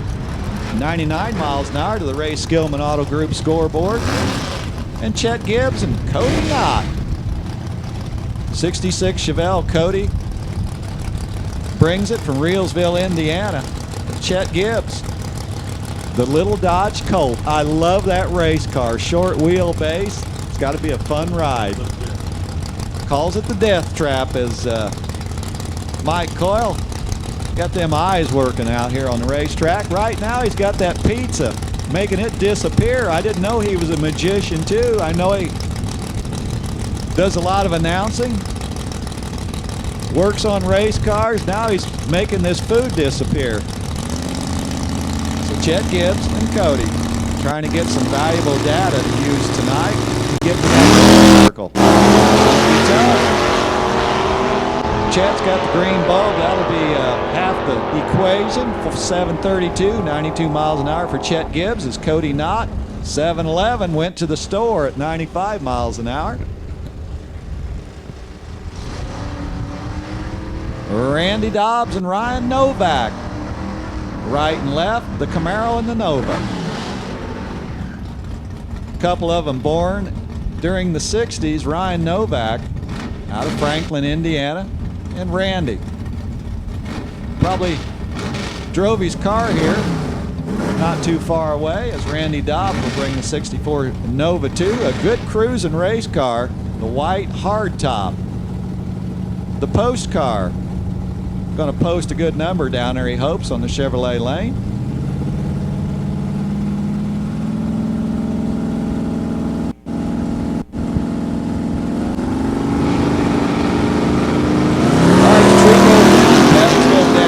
Just right. Two green bulbs, Racer's Delight helps you race into the night. Randy Dobbs goes 650, 103. Let's check the other scoreboard. The Ray Skillman Auto Group, Ryan Novak, 764, 88 miles an hour. And Jill Lindsay rolls into town. Little town just south of here, Avon, Indiana with the Malibu. Not sure who's driving the 67 or it's a 68 white fastback Mustang. Maybe Mike knows, maybe not. French Klein. Thank you, Mike. What would we do without you? Rely on. It sits on your shoulders. It's called the brain. Well, every now and again I can remember. Well, this is side by side. Lindsay goes 760, 90 miles an hour. And 774, 88 miles an hour. And Mike, that looks pretty good, that pizza. Breadsticks. I ain't tried the pizza yet, just the breadsticks. Oh, you're thinking about it. I'm waiting on my golf cart to get back so I can get my cooler, get something to drink. Oh, you're going to wash it down. Okay. Well, you know that liquid kind of disguises the good flavor of that food. Well, it's true. But or you the gotta bad have flavor. Good, you know. Well, you go either way. Brad Bishop, left side out of Joliet, Illinois, in the 89 Mustang. Mike Tucker, the El Camino. Looks like he's probably got an engine back there, too. Could be. Who knows? Mike Tucker, 665, 101. 792, 83 mile an hour for Bishop's Mustang. Next up, Pam Keener. Pam's S10 over here in the Ray Skillman side out of Greenwood. Bill Nowak, Franklin, Indiana, the 68 Chevelle. Boy, that's a cool blue. Pam gave up that ride yesterday. I just think when you tell me you All right, Pam Keener sneaking up on the Christmas tree. Caught her. One light's on. We'll roll in a few more inches, and then we'll roll down the highway. Well, Bill says, nah, no problem. Bill Nowak left a big pile of branches under the tree, trimmed it just right. Trip zip potato chip for Bill Nowak goes 621, 109. Pam goes 617, 110 in the Keener pickup truck. How about Tim Irwin? How about Philip Murphy? Tim's got the, well, I got to look that car over. I don't think that looks like Illumina to me. How about you, right side? Phil Murphy. That is a Plymouth Arrow. Hey, haven't said that too much today. Yeah, that's Phil Murphy's car. He's a regular bracket racer here. That Tim Irwin car, I'm not familiar with that car. That don't look like But Illumina. it sure ain't no Lumina. No. If it is, it got really customized from when they brought it out of the factory. Looked like somebody rear-ended it. But so we're patiently waiting for the OK signal. A little mopping action going on the right-hand lane. Clean up in aisle number 2. So all is quiet as our one-way runway. We've been burning it up here today at the 25th running of the Fall Classic National Open here at Lucas Oil Raceway. If you're tuned in to D3 TV, we appreciate the support. Hopefully you're enjoying the action out here on the racetrack. Tell your friends. Tune in. You won't be sorry.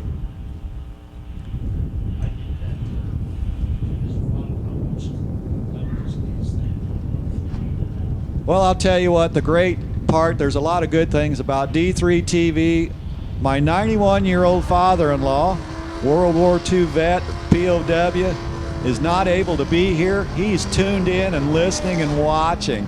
So there's a lot of great reasons to do that. And D3 TV, Warren Evans, Division 3, bringing that here, making that available. Not everybody can travel to the racetrack, or not able to, or through job commitments. But D3 TV is a great way to follow along to see how the family's doing out on the racetrack. Okay, let's bring up Phil Murphy and Tim Irwin. Phil Murphy, Plymouth Arrow, going down the straight and narrow there on the Ray Skillman Auto Group lane. Well, they made those red lights glow down at the bottom of the tree. They still work. Phil Murphy will stripe at first, 750, 94 miles an hour, as Tim Irwin goes 789 at 83 miles an hour. Chuck Bellinger and Brent Davis. Brent Davis with that powder blue 64 Nova 2. He'll park on the Chevrolet Performance side, but not for long. He'll get that machine going northbound as Chuck Bellinger out of Taylorsville, Kentucky, 69 Nova with a black vinyl top. Hey, first call. Qualifying run number 2, stock eliminator. Stop. I need you in lanes 1, 2, 3, and 4. I need my time run cars 1, 2, 3, and 4. I want my record cars over in 7 and 8, please. Record runs 7 and 8, and the rest of the stockers 1, 2, 3, and 4.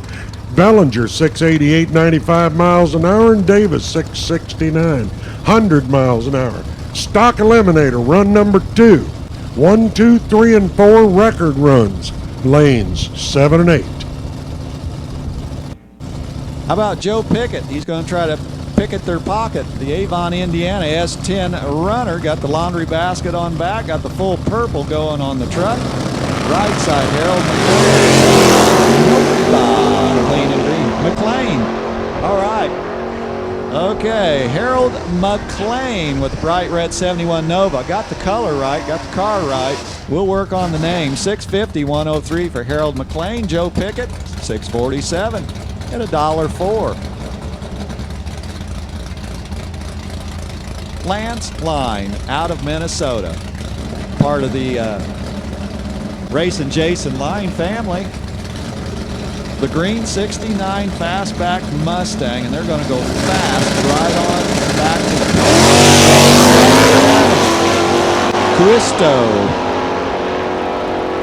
Lance Line's got that finish line covered. 632, 105, 694 at 95 miles an hour for Brad Cousteau.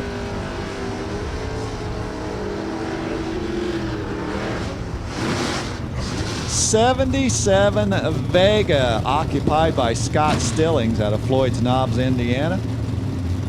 We'll put him on the east side. He looks out the driver's window. There's Boyd Butcher, 73 Nova out of Beech Grove, Indiana.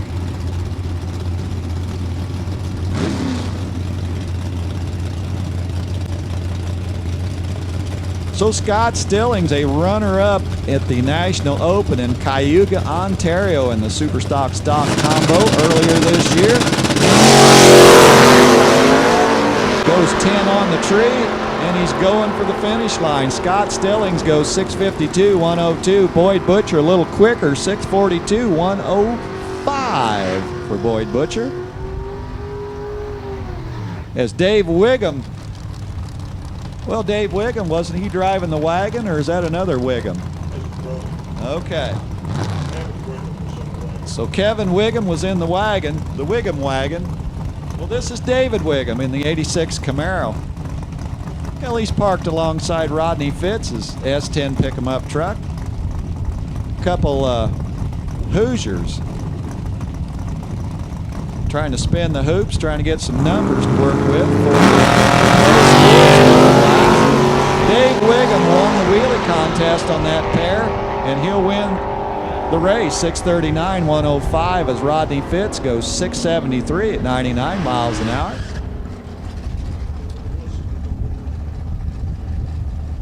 Well, a couple more from the same hometown. Sammy Loudon, Jason Wisman. The 73 Challenger with a Dodge under the hood.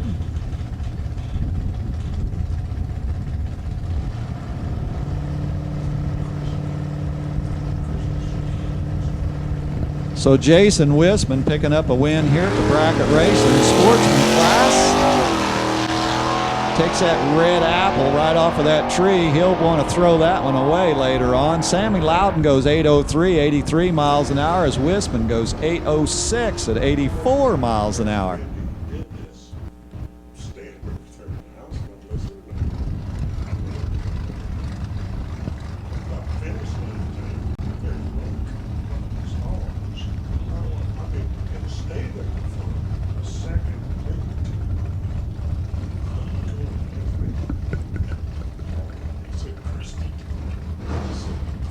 Austin Day in that 2013 Malibu, also out of the Capitol. Well, car 365 did an impressive wheel stand. We got to figure out who's driving it. Also hit the tree with a 003, goes 718, 91 miles an hour. That was Christy Ship. Mike Coyle, thank you very much.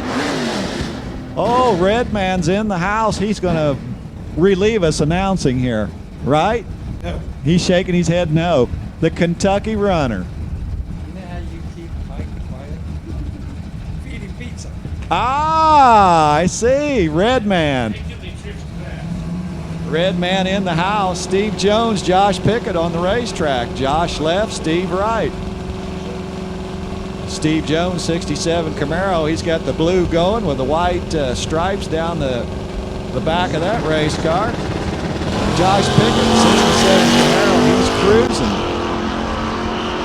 Well, they're standing on the gas. Steve Jones says, I want to do this in a hurry. 651, 104 for Steve Jones. Josh Pickett goes 790, 86 miles an hour is our Pro Sportsman time run session number 1. We're knee deep in it. Ramona Noblet out of Palestine, Illinois, 87 Dodge Ram pickup truck. Steve Leidy 94 Buick Apollo. We haven't said Apollo too much today.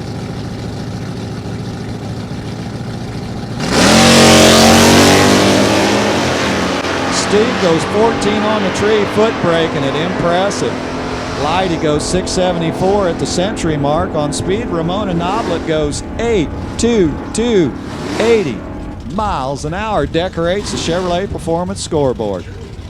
Chad Schweitzer, Jerry Woodall, left and right, good night.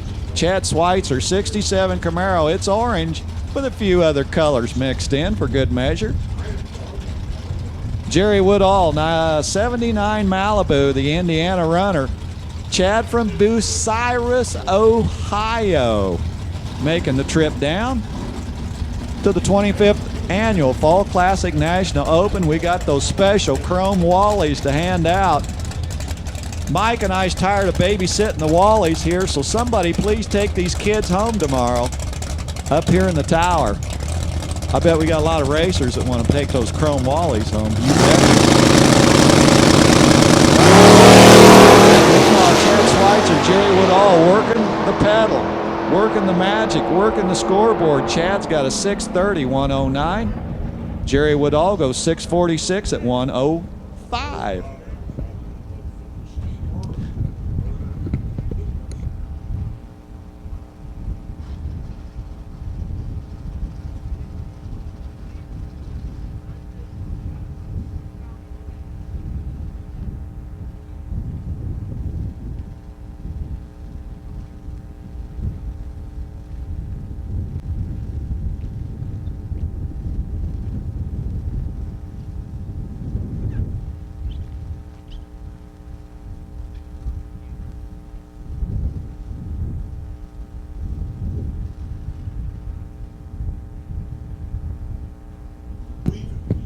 So a little break in the action here as Aaron Dysinger waits patiently over here on our right-hand lane. Aaron Dysinger, a winner in Super Pro at Bunker Hill drag strip earlier this year in the Super Pro class. Also a winner here in the Pro class at Lucas Oil. Aaron Dysinger will wait his turn.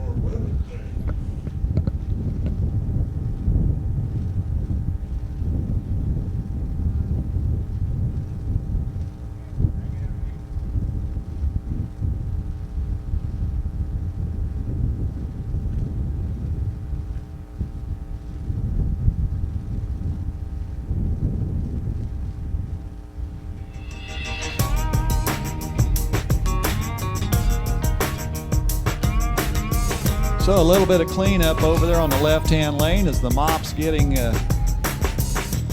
squeezed down against the racetrack on the left lane as Nathan Botten, he'll back that Mustang up and we'll reload the water box.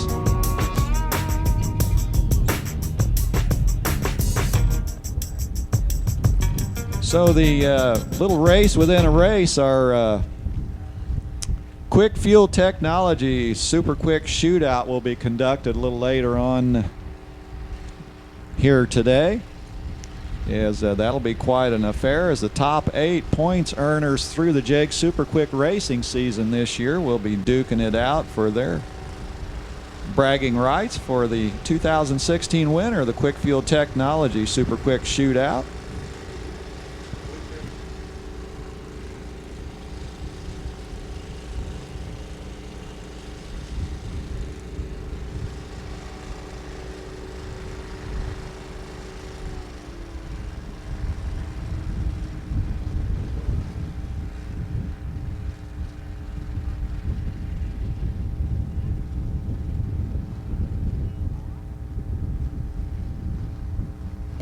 All right, we are ready to go with Nathan Botten's Mustang over there, a runner-up in stock class at the Division 5 race in Earlville a couple years back, and Aaron Dysinger.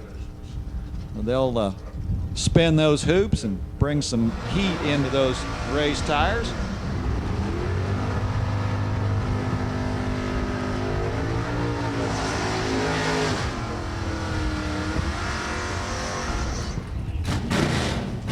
So burnout, check. Stage, check.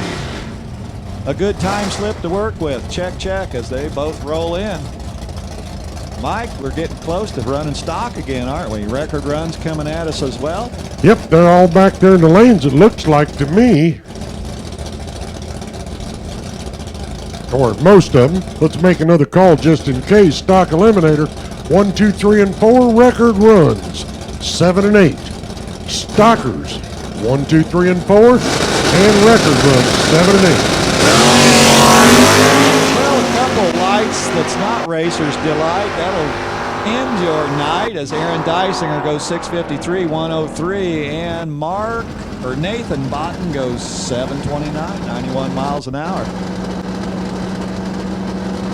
Chris Stevenson out of Tipton, Indiana, the Buick Apollos over here in the race Gilman Lane.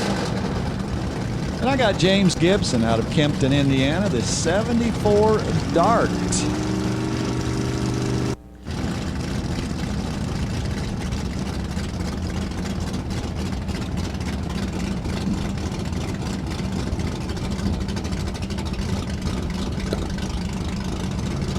Well, the sweet spot on the starting line area is critical for turning wind lights on down at the other end.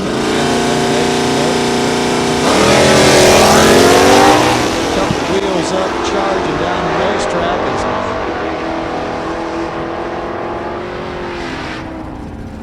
7:35 at 90 mile an hour for Stevenson's Buick. And Jim Gibson, he decorates the Chevrolet Performance side, 762, 87 miles an hour. Brad Paddock, 73 Camaro out of Crawfordsville, Indiana, over here in the race Gilman Lane. And I've got Craig Richardson. Craig in a borrowed car is our pro champion this year. Intended to run the car 4 or 5 races till he got his Dragster Super Pro, and ended up driving it all year because he couldn't quit winning in it. Wow. What do you got for Brad?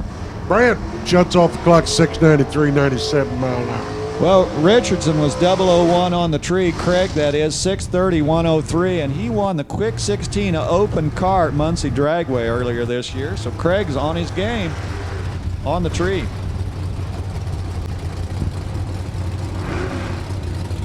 Joe Cover.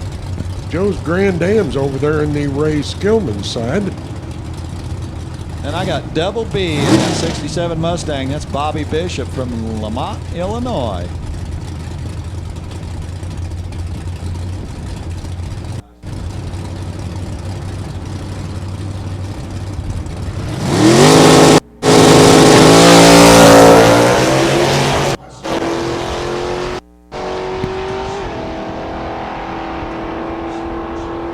Man, old Joe covered the bulb, didn't he?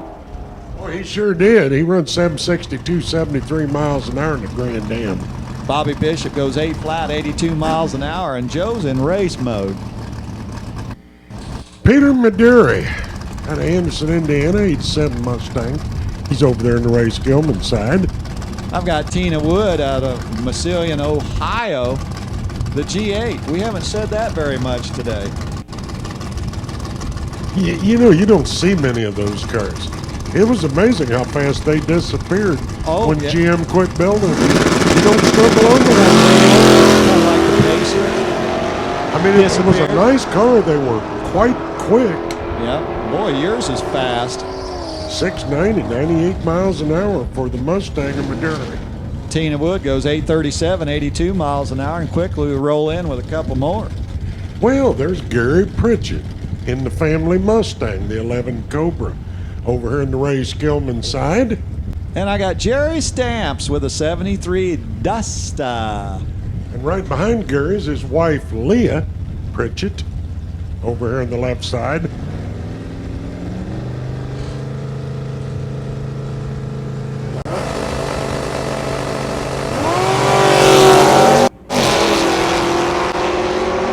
Jerry Stamps, a winner in stock. The Fall Classic 2014 goes 744, 89 miles an hour. 608, 114 for Gary Pritchett's Cobra.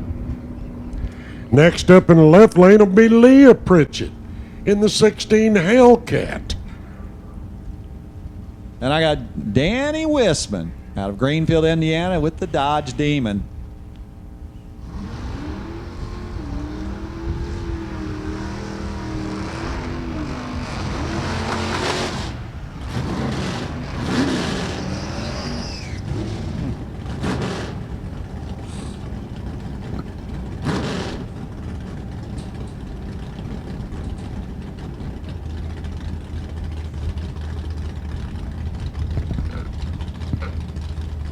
So, you know, we already had the answer to the question, what does a top fuel driver do when they got no place to race? They find someplace else to race. Of course, Leah was out here in that car Wednesday night, too. Her and her husband come out here on Wednesdays when they're in town and play. Well, I'll tell you what, Leah had quite a year this year. She's bound determined to make that countdown, and made it. Wisman, 698, 96 miles an hour. 705, 100 miles an hour for that Hellcat. You know, that's pretty stout for an 8-mile car with street tires and lights. You betcha. You betcha. David Priest, Dave out of Brazil, Indiana, 78 Camaro over in the Ray Skillman side. And the 69 Barracuda of Jimmy Croak. He's on the Chevrolet side of the world.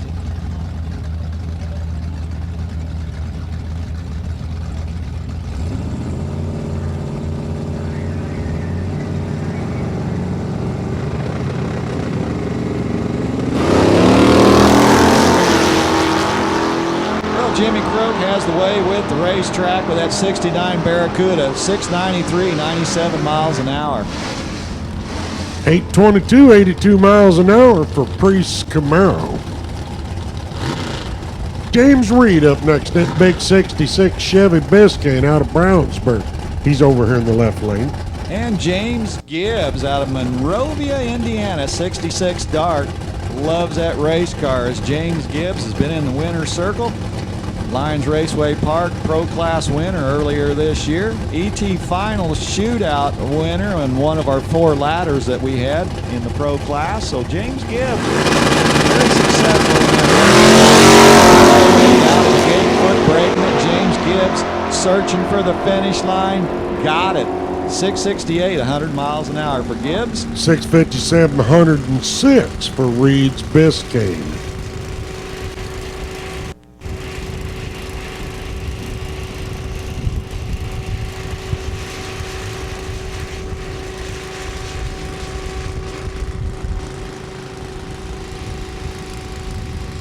Looks like they're cleaning up just a little bit of something up there on the starting line.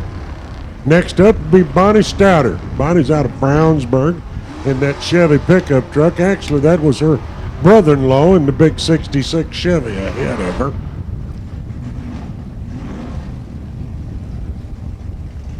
And the Dodge Material, Bob Marshall, very colorful race car over here on the Chevrolet Performance side.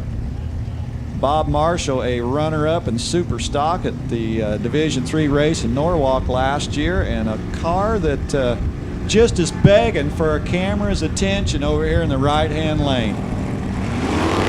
Bob Marshall on his way. Well down track via the reaction time advantage. Marshall goes 719, 92 miles an hour.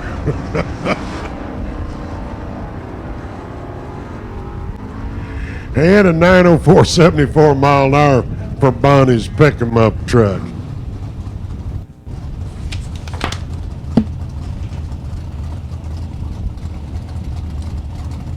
Well, I've got Matt Ball over here out of Troy, Ohio with his pickup truck. Matt Ball, a runner-up this year in Super Street Class Shootout race at the Division III race in Bowling Green, Kentucky. And Danny Black on the attack with his 78 Nova.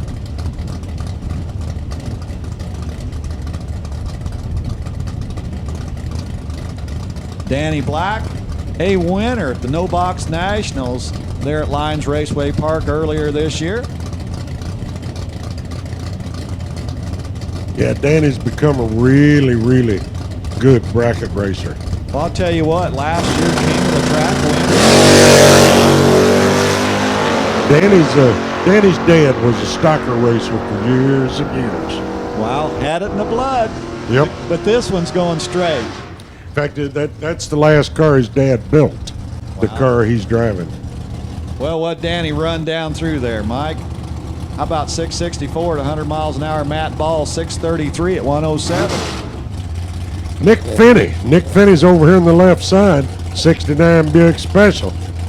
Well, I'll tell you what, you need to roll on my side of the racetrack. You know this racer very well too, Mike. Dalton Deffenbaugh. Had 11 in Indiana, 67 Chevelle. Just got out of the junior dragsters this past year, and just absolutely stunk up the points. And Sportsman, he cleaned their clock so well this year. But he's actually at least once this year to get both the Pro and the Sportsman final in that car. Finney will shut off the clock 6:49, 103. Dalton 797, 86 miles an hour.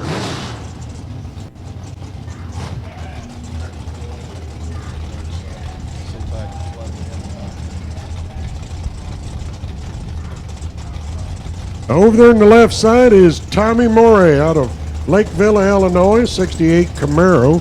Ron's trying to figure out if we know who that is yet in the right side.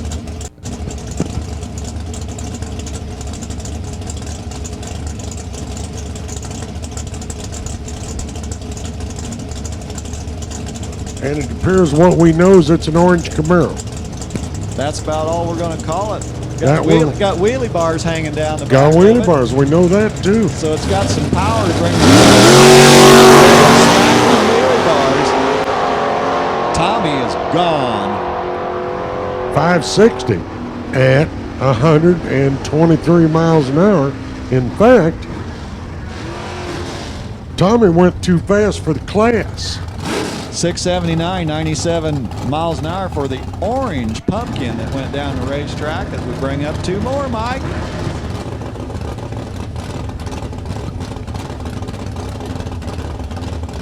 Mike McGinley out of Lebanon, Indiana, 91 Corvette, and it's a quick one if I remember right. Don Behorn locked in with the 82 Grand Prix.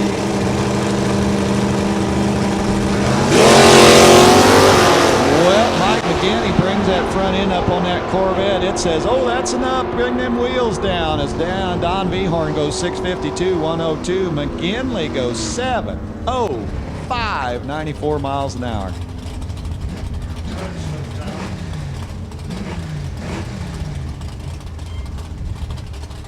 Well, a couple mystery runners at it. Well, that's the Dragster. That's Jim Falby, left side. We'll try to get him to come up as tech cards are continuously still been putting in. Putting tech cards in is like putting oil in a funnel. It takes time.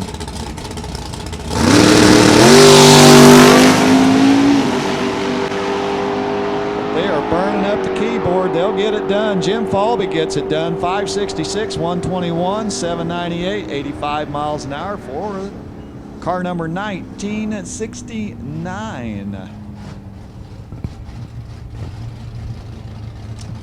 And Dave Scarborough out of Brownsburg, Indiana, 78 Malibu, and it looks like they will close out our Pro/Sportsman time trial session 1. Camaro that's just coming up on the grandstands on the return run, and make sure he is supposed to be a pro because he's a 10 too fast.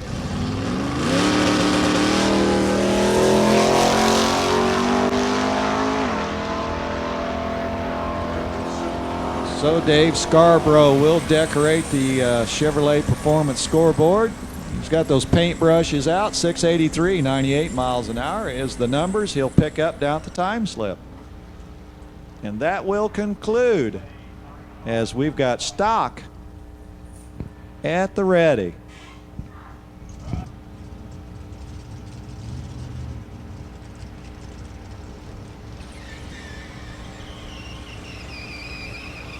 Well, I'll tell you what, D3 TV is alive and well. I'm going to slide over and mess with that. Warren Evans is going to slide in and grab this microphone and call the action here. Warren Evans, D3 TV is alive and well, and I didn't know if you heard my story earlier. My 91-year-old father-in-law is tuned in and listening, and it's a great concept for people that's not able to physically get out, come to the racetrack, and for families, it's work commitments and things. D3 TV, it's just a great thing. I've been on board from day one. Warren, thank you so much for providing D3 TV for everyone out there in the world. Warren Evans, you're on. Well, thank you, Ron, and hello to your 91-year-old grandfather, right? Father-in-law. Got it. Birthday's right around the corner. So, Ron, you need to talk a little louder so he can hear you if he's 91. I'll tell you what, they got them knobs probably. Oh, crank it up to 10. Oh, yeah. Farmed all of his life, World War II vet, POW, came back to the States, farmed all of his life, and now is enjoying retirement.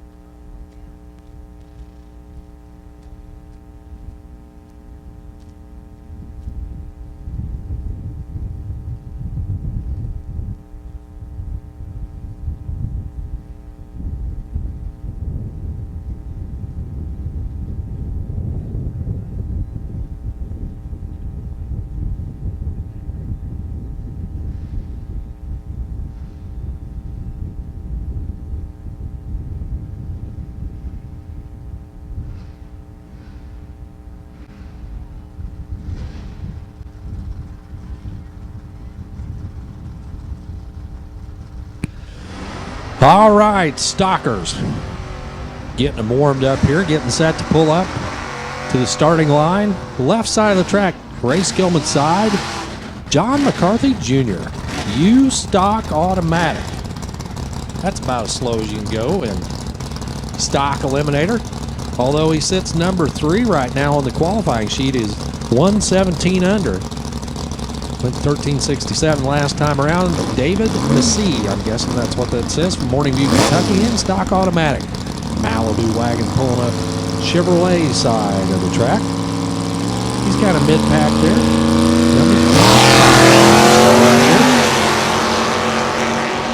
Well, McCarthy's going to have to tighten it up a little bit on the starting line when it comes around to eliminations. This is qualifying, though. 1268 for David Massey. That's not an improvement, off 7 from his last pass. 1382 also slipping a little bit there. John McCarthy Jr. So no improvement for either driver. Next pair, Craig Sauerbaugh, Grand Haven, Michigan. The F-Stick machine over there, 66 Nova. We'll yank him in the air for you. Alongside Lynn Smith, Pontiac.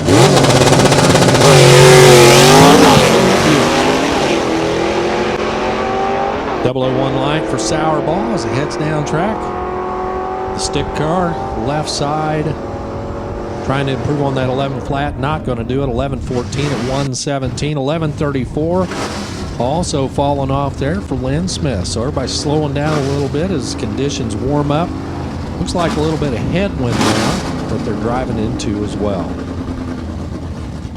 Dan Koval, the Michigan runner, the 99 Dakota. Another stick machine, J-Stick. The 87 Cutlass L-Stock Automatic. Headed down right side. Another pair of mid-pack cars here trying to improve. Coville does it. He's 2 quicker than he was before. 1187 at 109. He improves just a little bit. Bettinghouse slips to a 1249 at 104. Curtis Long, the L-Stock Automatic 73 Dart out of Owasso, Michigan. Hometown of Bill Reichert, left side. He's in the Ray Skillman lane. Chevrolet lane. How about Bob Utzler from Martinsville, Indiana? The 83 Malibu wagon, O-Stock Automatic.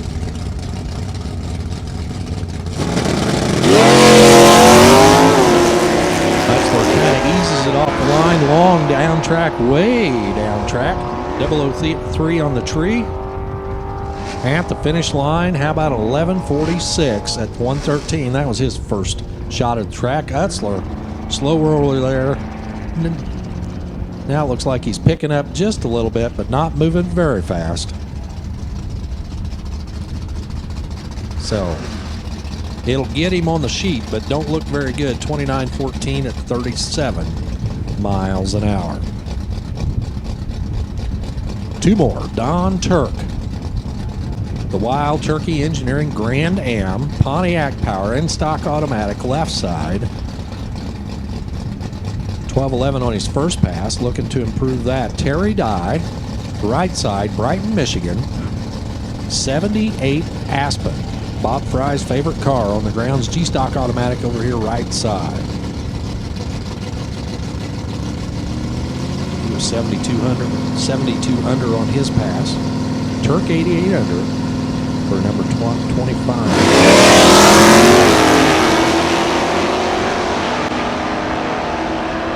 Down track they go. Terry Dye is going to get there first. 11.27. That's pretty consistent. 2 11.27s back to back. 1:15 for the speed. And for Don Turk, he's got a bracket car as well. 12.11 with a 4 and went 12.11 with a 5 first time around at 1:07. Judy Boreski, Dixon, Illinois. The Escape Machine, it says on the side of that Oldsmobile 442. Past record holder, F-Stock automatic alongside Brad Bishop. The in-stock automatic Mustang right side out of Joliet. Boreski's first shot at the tree. Down track she goes. She's out in front by 3, 4, 5, 6 car lengths by Freight Train at the finish line. 11.48 at 1:13. Brad Bishop 12.61 at 1:03. So Bishop slows up just a little bit. Boreski gets on the sheet. Brent Vogus out of Defiance, Missouri. Accountant by trade, wheeling the Mustang. Multi-time winner at the divisional level and at the national level. K-Stock automatic. Pulls up alongside Ken Witcher. Witcher out of Beloit, Ohio. 69 Camaro.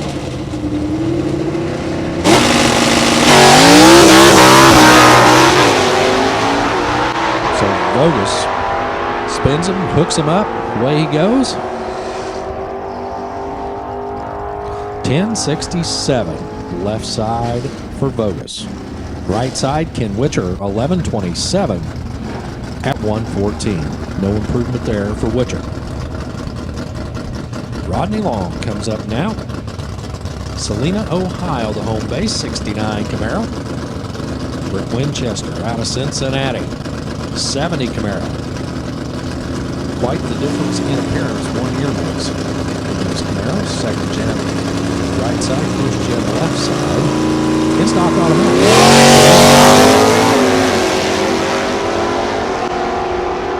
Long out in front of his G-Stock automatic machine. 11.27 at 1:14 for Rodney Long. Rick Winchester, 12.30 at 1:05, falling off a little bit from his earlier qualifying shot. Marcus Waddou, Mount Juliet, Tennessee, 79 Aspen. 318 Dodge Power under the hood of the stock automatic machine alongside Bobby Lundholm, Charlevoix, Michigan, 60. Stock automatic. And you see Lundholm having some trouble there. Spitting and sputtering as he's trying to head down track. Waddou gets there first. 11.89 at 1:09 for Marcus Waddou. Bobby Lundholm gets down there 20.34 at 48. So as we wait for Bobby to clear the top of the track, our next pair gets set to stage up. Clarence Harding, Lowell, Indiana. 2014 Camaro.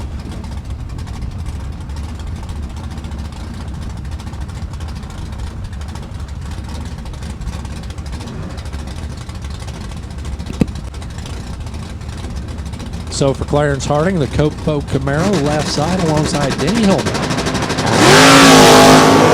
High stick machine, perfect right for Denny Hillman. Harding down track. 9.11 at 1:45 for Clarence Harding. Denny Hillman 11.92. He's off by a tenth from his earlier attempt.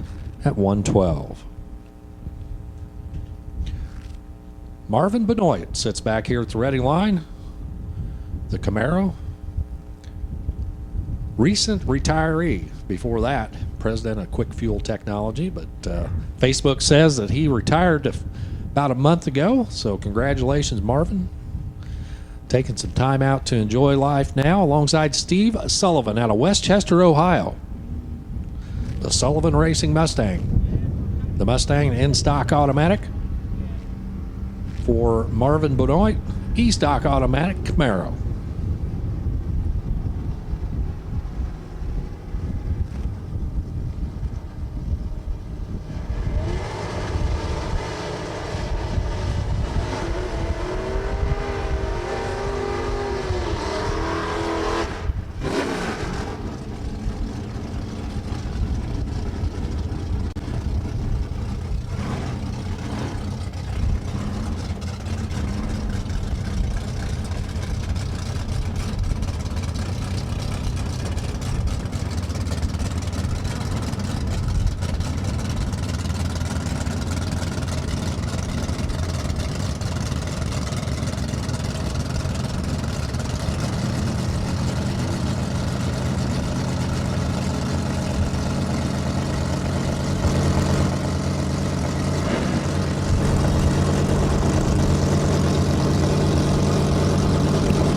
Well, neither driver too anxious to stage. Now they're both pre-staged.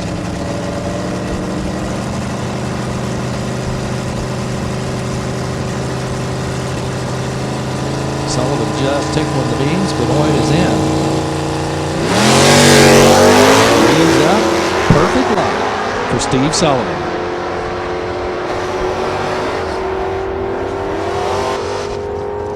Yep, how about that? 1090 at 119. One of my might want to save that for eliminations. Steve Sullivan, perfect light, 1193. Improves by 3. Trying to get in that top 10 in qualifying at 108. James Finner coming up now. D-stock automatic 71.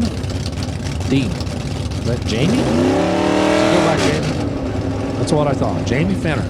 I do remember he went perfect on the tree last time around. Alongside Randy Higgins.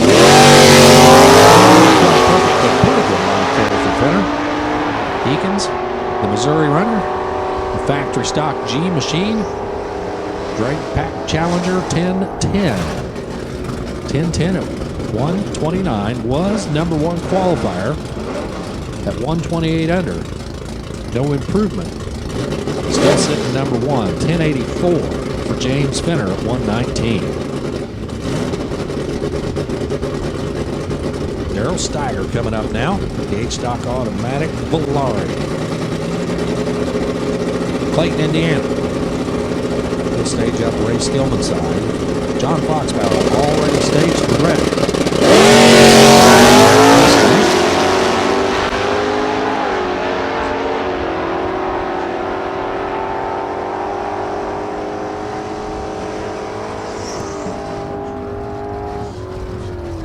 $11.78 for Daryl Steiger, 109 for the speed. No improvement there. In fact, he's about a half a second slower than he was earlier today. John Foxbauer does improve. 10:47 was 10:55 earlier. He'll move up on the sheet.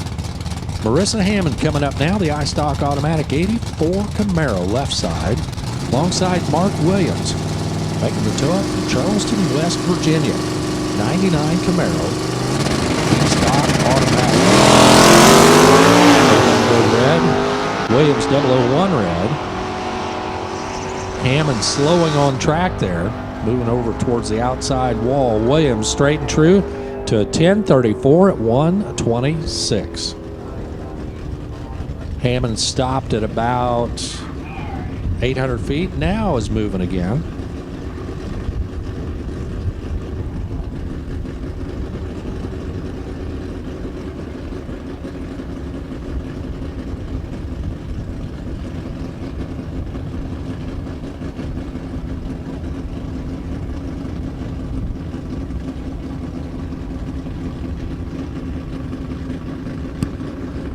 Attention in the pit area. We need R8 Quick Fuel Technology Super Quick Shootout cars and drivers to report to the staging lanes, please, for a photo shoot. So we need Jeremiah Hall, Christopher Carrico, Kyle Camp, George Atchison Sr., Jacob Back, Ken Simpson, Ken Story, and Ashley Back. All 8 of you, all 8 drivers and your cars, please report to the staging lanes for a photo shoot. Once again, the Quick Fuel Technology Super Quick Shootout, drivers and cars, we need you now to the staging lanes for a photo shoot. So that's Jeremiah Hall, Christopher Carrico, Kyle Kemp, George Atchison Sr., Jacob Back, Ken Simpson, Ken Story, and Ashley Back. Please report to the staging lanes with your race cars for the photo shoot.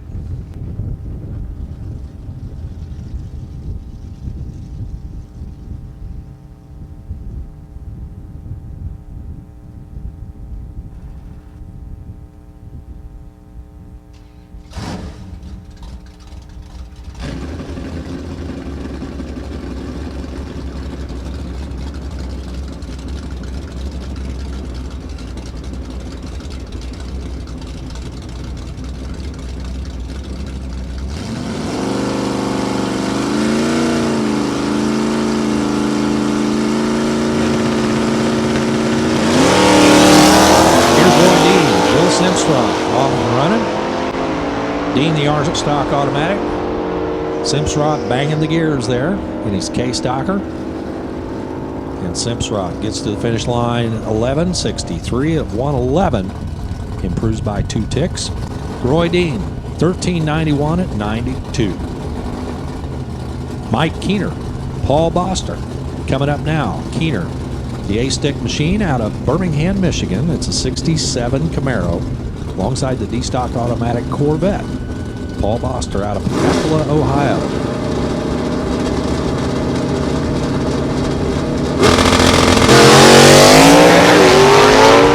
Oh my, wheels up there for Keener. Plants it on the back bumper. What a gorgeous picture that was on D3 TV, I can tell you that. 996 at 132. He improves the left side. Paul Boster, 1066 at 123.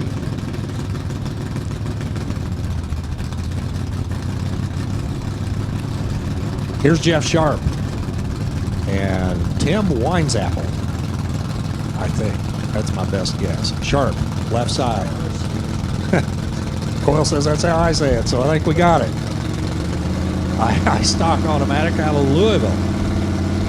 67 Chevelle.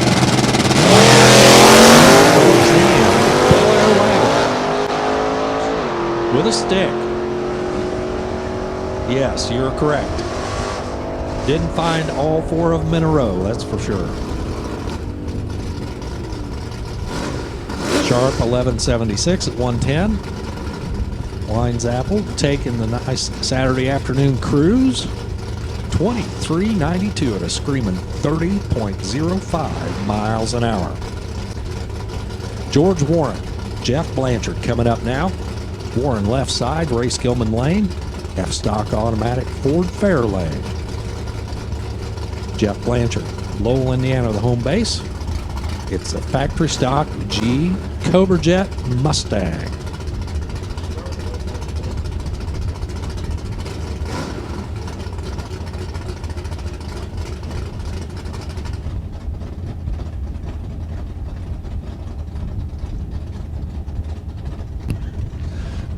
So our pair on the starting line backing up just for a second here to see what's going on with the wagon, and it looks like the driver is stepping out of the car. So our safety crew will have to go out there and give him a little assist to get back to a safe area off of the racetrack so we can send our next pair. Again, Quick Fuel Technology, super quick shootout drivers and cars. We need you to the staging lanes. You know who you are, but we'll tell you who you are. Jeremiah Hall, Christopher Carrico, Kyle Camp, George Atchison Sr., Jacob Back, Ken Simpson, Ken Story, Ashley Back. You 8 drivers, along with your race cars, please report to the staging lanes for our photo shoot for the Quick Fuel Technology Super Quick Shootout.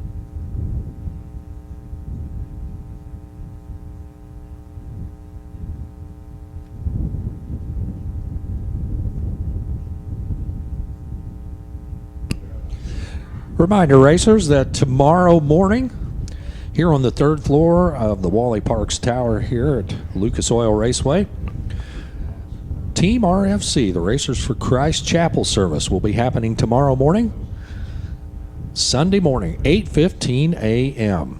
Be sure and stop by and enjoy the service, the blessing and the fellowship.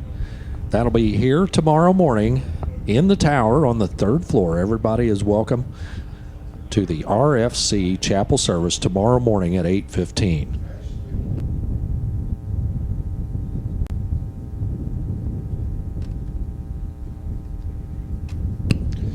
Looks like all of our safety equipment is clearing the top end of the track, and as soon as they give us the word to fire them back up, we will. We'll bring George Warren and Jeff Blanchard to the starting line here in Stock Eliminator Q2.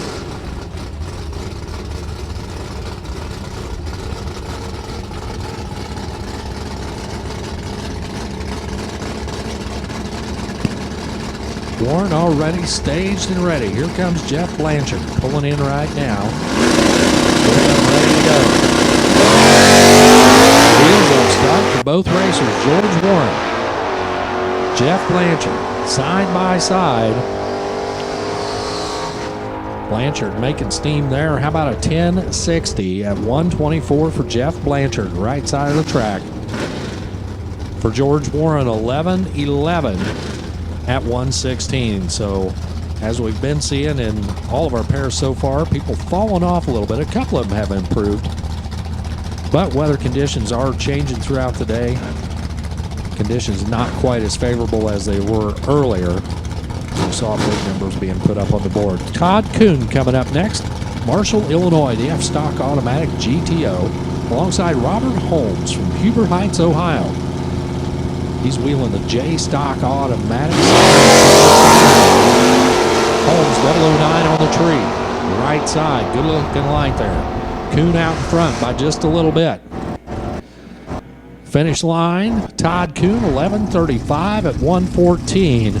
Robert Holmes 11:50 at 113. So again, no improvement, so not much shuffling on the sheet happening here at the moment. Bob Marshall, Dodge material over there out of Columbus, Ohio. The Eastland Crane Dodge Dart. F stock automatic left side, Brad Coivisto out of Cromwell, Minnesota.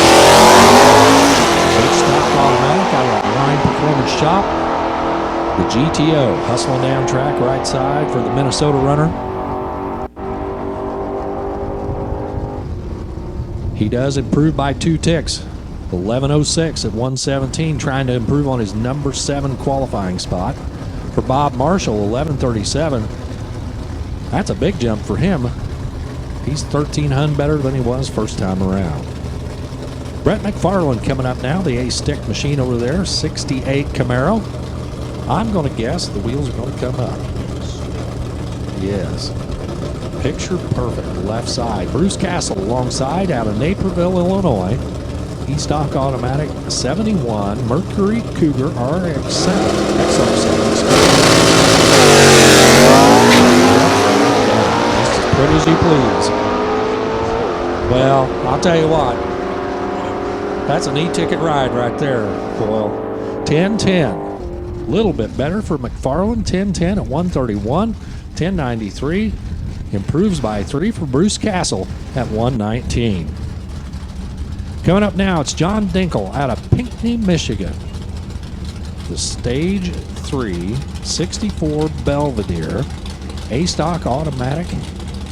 It's got a Hemi in it. How about a 426 Hemi? Alongside David Conkey. Mineral Ridge, Ohio. The L-stick Camaro.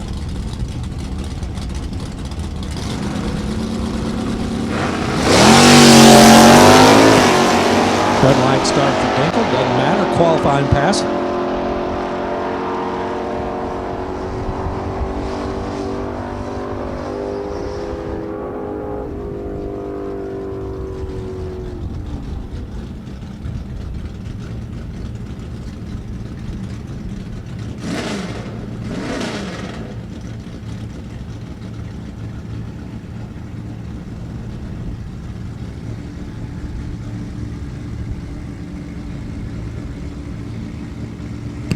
John Dinkle 1061. Here's Dan Toole and Travis Morgan. Toole, the V-stock automatic Mustang. 4-banger over there left side alongside Travis Morgan. M-stock automatic Malibu.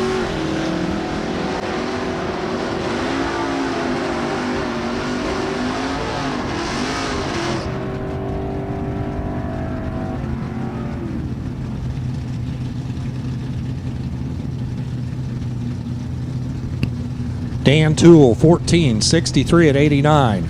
Travis Morgan, 1182 at 108. 2 more coming at you right now. Ford Chevy matchup.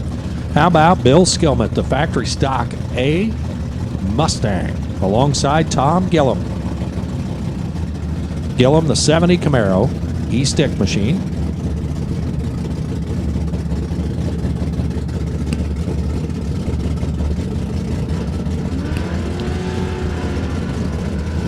So we need Tony Atchison to the staging lanes, please. Car and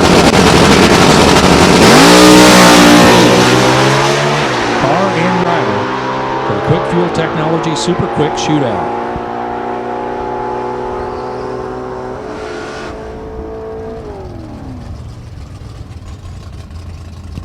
For Bill Skillman, 882 at 148.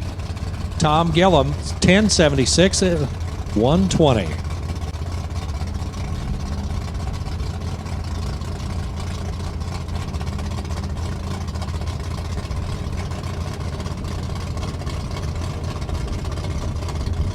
Attention in the pit area, we need Super Street. Super Street to the lanes, please. Lanes 1, 2, 3, and 4 for Super Street.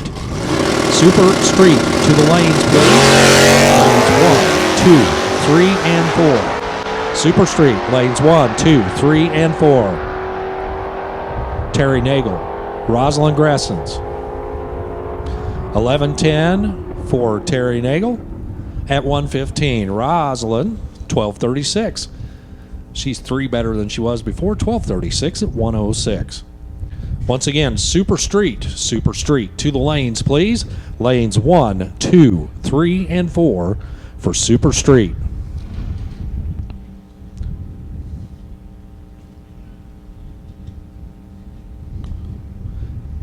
Billy Fodor, Canton, Michigan, pulling up now. Fodor left side, the Firebird. E-stock automatic.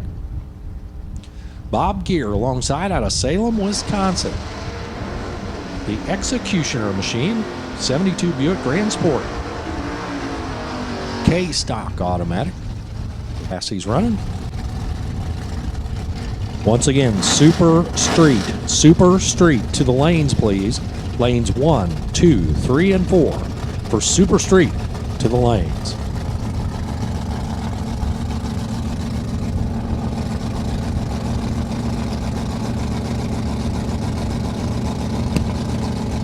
Bob Gear in that group, though it's a second under. He's 103 under on his first pass.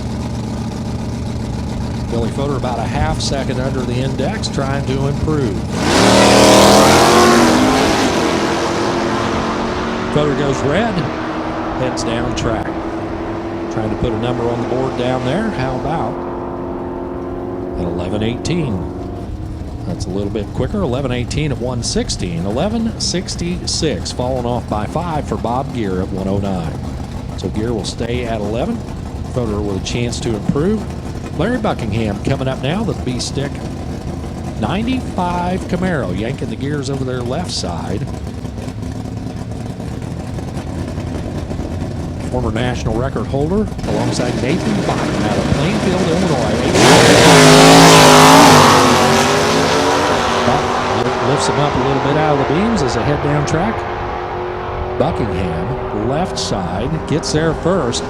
How about a 10:64? 10th and a half quicker at 1:25. 11:64 at 1:11 for Nathan Bottom. So Buckingham improves by a bunch. Buddy Hughes coming up now. K-stock automatic 66 Nova left side. The run around Louisville, Kentucky. He'll pull up the Gray Skillman lane.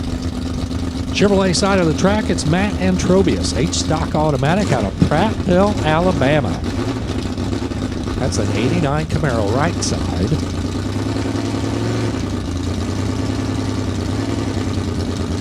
Currently sitting number 5 is Antrobius at 113 under. Buddy Hughes at 104 under. Here's number 9. Hughes plenty tardy on the starting line. Doesn't matter. Qualifying pass coming at you right now. Antrobius going to get there first. 11:05 at 1:17. No improvement there. 11:67. Also no improvement for Buddy Hughes at 1:10. Bobby Bishop, Lamont, Illinois. The Vitruvian 67 Mustang in-stock automatic. Alongside the F-stock automatic Nova, driven by Chuck Bellinger out of Taylorsville, Kentucky. The Joe Bellinger Enterprises machine.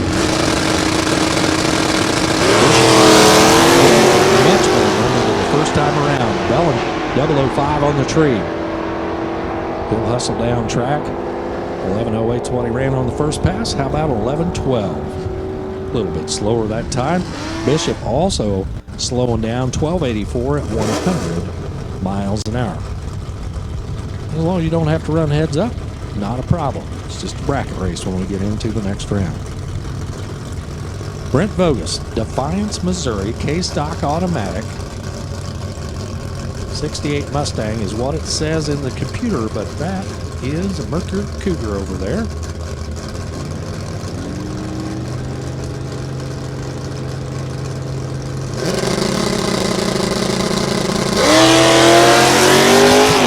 Jerry Stamps.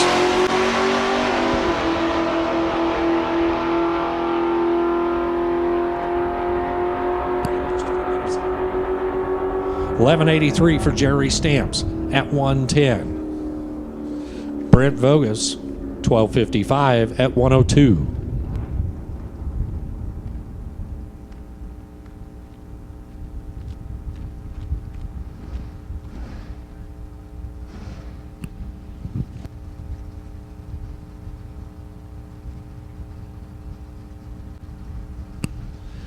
Coming up now, it's Craig Marshall, Columbus, Ohio, 74 Dart. Another one of the Dodge material machines. alongside Caleb McFarland, the Barry Chevrolet and Buick 2001 Firebird. Yanking the gears in the A-Stick Firebird, Marshall E-Stock Automatic, the Mopar.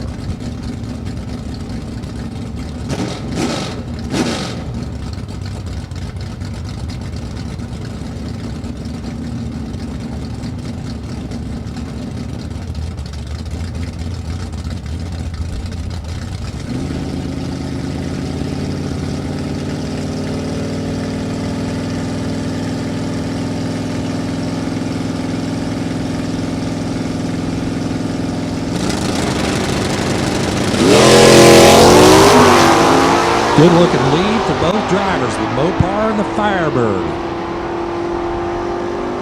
Firebird out in front, going to get there first. McFarland 996 at 132, no improvement. Marshall about a tenth off his earlier pass, 1102 at 105.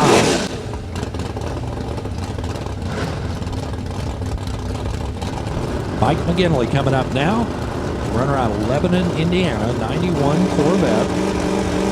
Marion Stevenson's Corvette over there. Stevenson out of West Lebanon, Indiana. 72 Buick.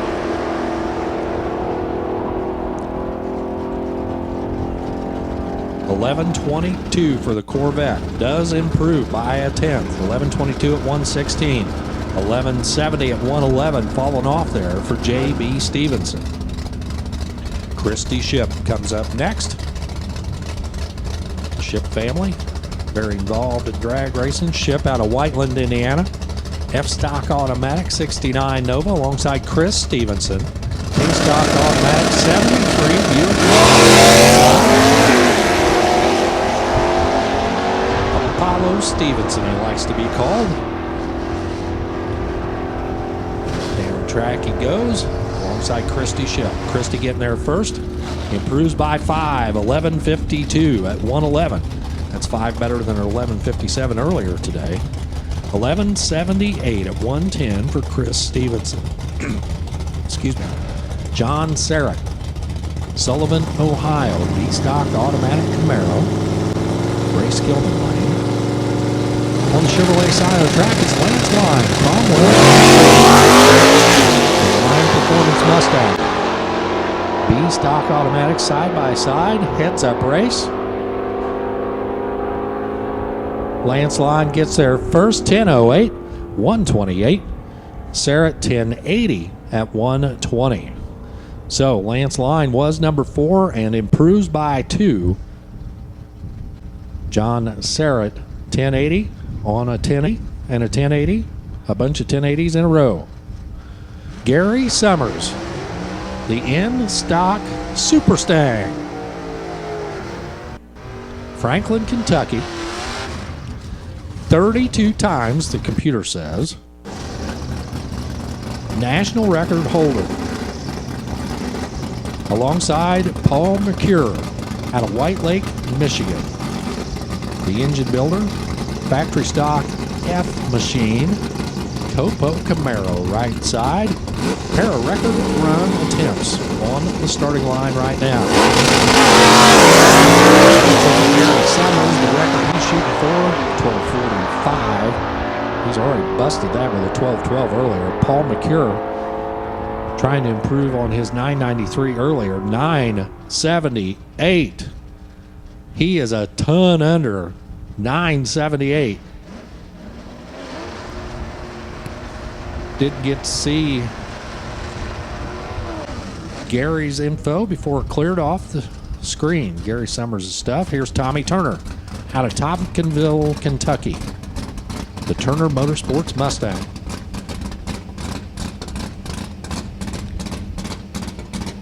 Another record run attempt here.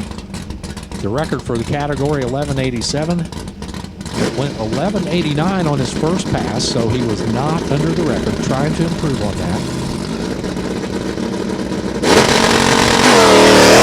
Good wheels up start there. Just flogging the smoke out of the Mustang over there.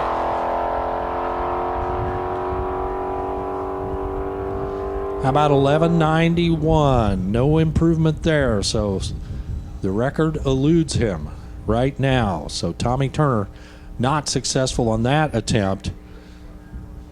Coming up next, top alcohol funny car test passed, Rob Feaster in the champion Chevrolet Buick Camaro. Going to make a lap here on the Chevrolet side of the track.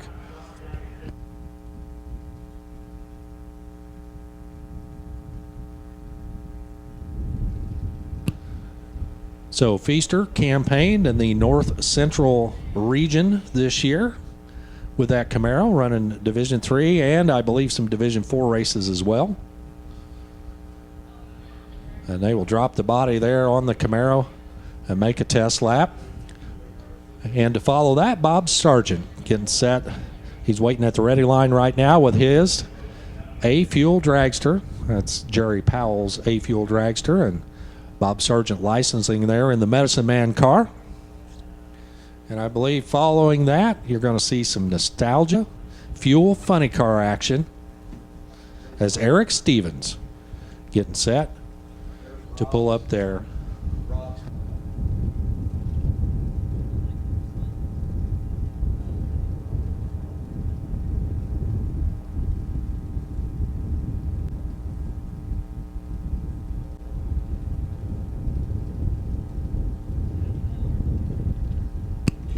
So Rob Feaster out of Crestwood, New York.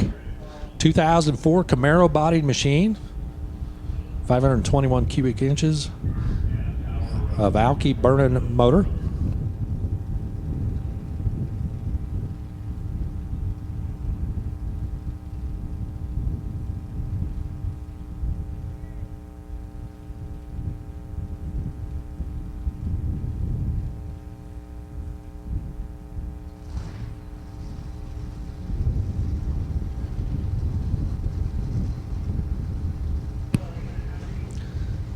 So we've seen him a couple of times this year on the divisional trail here in the North Central Division.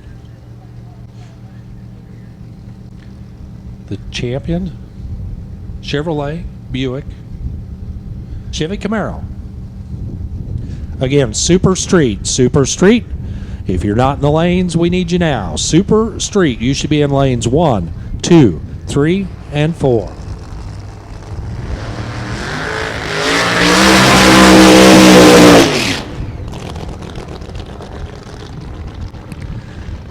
So, nice looking burnout there for the Camaro as Rob Feaster will back up in those hot, sticky tracks, getting set to make a quarter-mile lap here.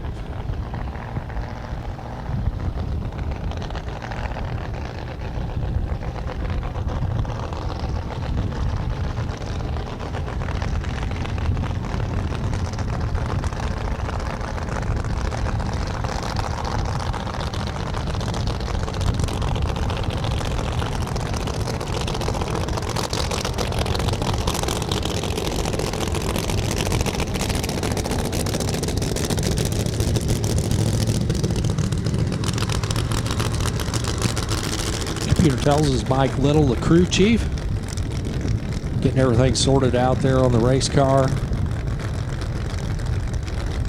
Looks like he's running a little bit of a skeleton crew this weekend, getting things checked out.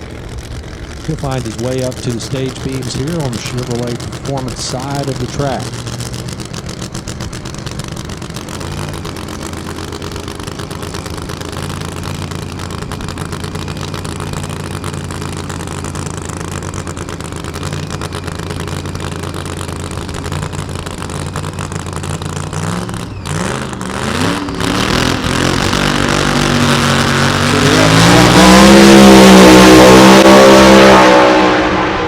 Good looking pass. How about a 585? Good looking pass there for the Camaro. 586 at 242 for Rob Feaster. So good looking shakedown pass there for the Camaro out of New York. 586 at 242. Coming up next, Dr. Jerry Powell's machine, the Medicine Man. And nestled down in the frame rails right now, it's Bob Sargent out of Indianapolis. Working on his licensing passes here in the A-Fuel car.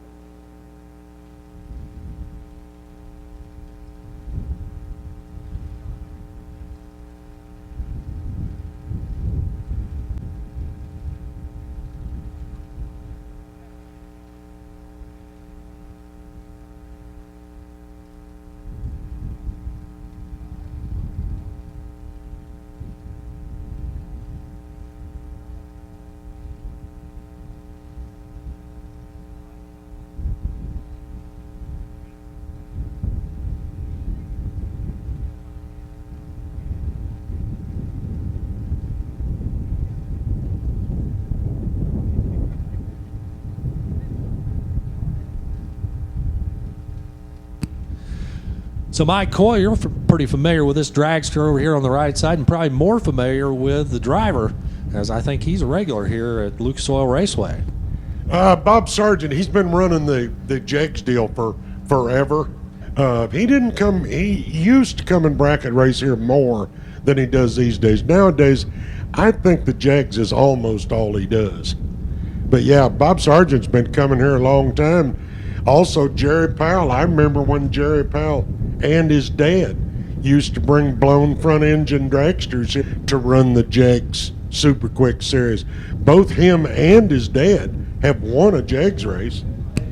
And Bob Sargent won a Jegs race over at my home track when I owned Coles County for a couple of years. One of the 2 years that we had the Super Quick there when I was the owner, Bob Sargent was the winner over at Coles County. I always liked the name on his car. It's a way of life. It's a way of life, that's right. Hi, Barb. How you doing, girl? So for Bob Sargent, going to get some seat time here. And he made a real good lap's first pass. All righty. Well, that I saw Dr. Jerry waving to slap it. It didn't go nowhere. you're supposed to slap the loud pedal, not the brake. Not sure what that was. Did not turn a tire, not 1 inch. Well, you know, it's kind of like that hit they tried to make yesterday, when it didn't seem to want to stay running, like they were having trouble with fuel flow or something. I mean, it kept running, but you kept thinking it quit. It kept coming back to life. Well, I guess I can tell this since he can't hear us talk, but when he's up in the tower, he said maybe he'll remember to turn the fuel on. Oh, really? Yeah, he might have forgot that yesterday. But I tell you what, first time in the car. That kind of clears up the sound of the motor yesterday, where Yes, it did sir. sound like it almost run out of fuel, but then it woke back up. Kind of like your lawnmower does. Exactly. When When you're right at the bottom of the tank, that's exactly right. So, every time they crawl in there, it's a lesson to be learned, isn't it?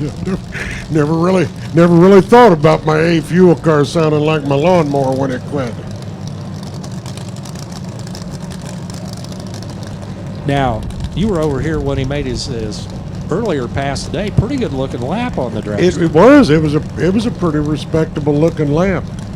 Of course, let's be realistic. This time with that burnout, if the motor wakes up very good, chances are he's going to learn about smoking the tires. Like I said, every time in it's a lesson to be learned, that's for sure. But Jerry don't seem to be too worried about it. Old Doc Powell's checking things out.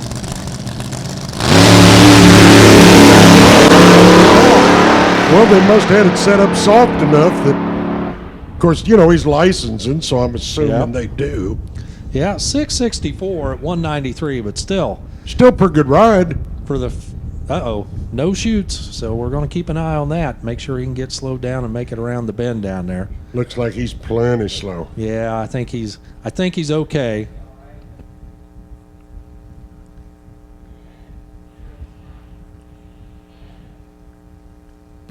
Yep, there he is, turning. Yes, sir. Going to make the turn down there. 664 at 193, but You guys down there would be surprised to know that from up here looking through the window, the last 150, 200 feet of the track, it's really hard to judge at all how fast they're going, whether they're too fast to make the turn or slow enough to make it when you see somebody down there on the big end without a chute. So 3 cars here making a test. The first one was supercharged alcohol. The second one was injected nitro. How about a little bit of supercharged nitro this time? There you go. The Bluegrass Thunder Machine out of Kentucky. That's Eric Stevens. Nostalgia funny car. Plenty of cackle in the tank there. Oh yeah, I was outside yesterday. I got a good whiff of him yesterday. Love that smell. I know it. Just get a good whiff of that and brings back a lot of memories, right? You're not a kidding. Well, back in the day, back in the 70s, you were wheeling a car that probably was pretty similar in performance to this. Very right similar. here. Very similar. Iron heads, 871 blower, single fuel pump, single mag.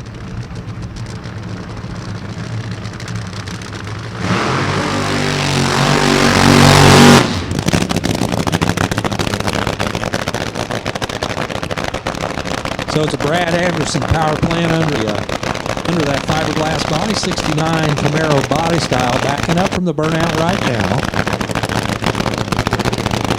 Somerset, Kentucky is Eric's home. And of course, I love the nostalgia cars because I like the looks of them better than the new ones. I like the E, I like the mile an hour, I like all the noise the new cars make. But once you put the body on the new cars, I'd rather go find me an old one to look at. Yeah, I'm with you. I really enjoy these cars. They look like a car. Yeah. You know, they look like. Yeah, that's all I ask. They don't have to be perfect. You know, that old Vega I drove, the nose on it was extended. It was longer than a Vega. But if you set that body next to a Vega, it looked like a Vega. You knew what it was, that's for sure. And there's no mistaking this for a 68, 69 Camaro right here. Exactly. And I got to think it's a lot of fun to drive on that.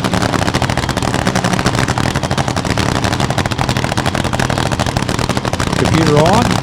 Steven's in the three-stage beams right now. Here he is. Clicks it off early. He'll coast through down to the finish line to an 8:17 at 97. Not representative of what the car can do.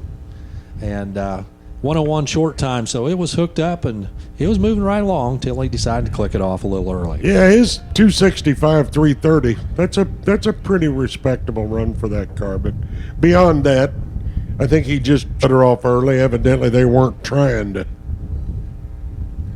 So with that, looks like Super Street at the ready line. I'm going to turn the microphone back over to the real announcers around here. And I need first call Super Gas. Super Gas 5, 6, 7, and 8. Super Gas 5, 6, 7, and 8.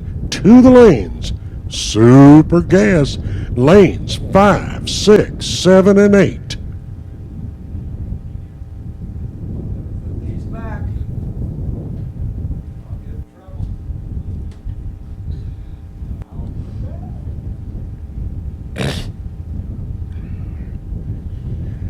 Super Street.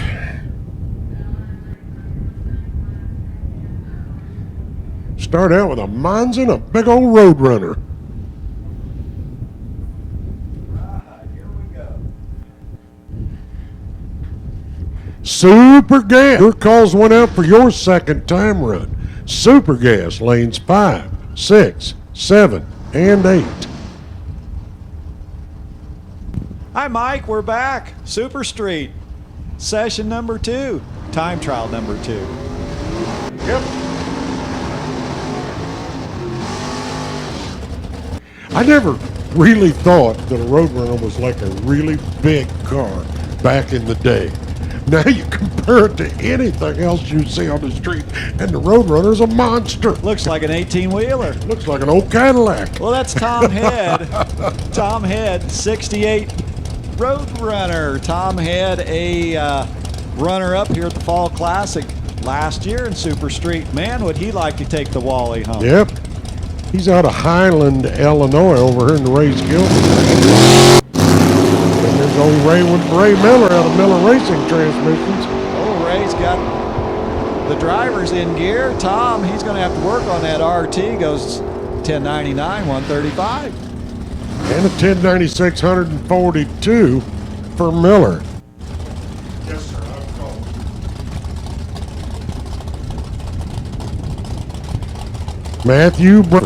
Matthew's over here, Palo Hills, Illinois, and his Barracudas over here in the Ray Skillman side. I got Ron Foss out of Lucas, Ohio, the retired runner, running for Jackson's Racing. Merrill, and they're on their way. Boy, Matt is on the stops forever. He's got the Barracuda. He's shopping the racetrack. He's going to take a big bite out of that finish line. Foss goes 1081, 139. It looks to me like somebody named Todd Gross, I think this is your business card, dropped a fold over that's got a bunch of business cards in it. I'm guessing that Todd Gross, it's yours. Or if you think you dropped one and the top card was Todd Gross from Crete, Illinois, I've got it up here in race control. Randy Van Note, right side. Dennis Bottom distal on the left side. Dennis goes 1072, 130, 1095 for Rocky Van Note. Rocking the dock with that Vega, 129 miles an hour.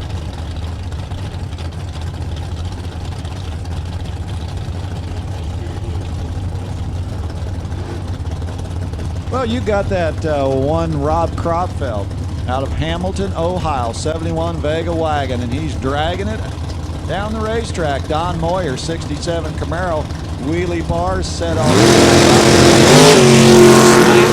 front end, came over to the right.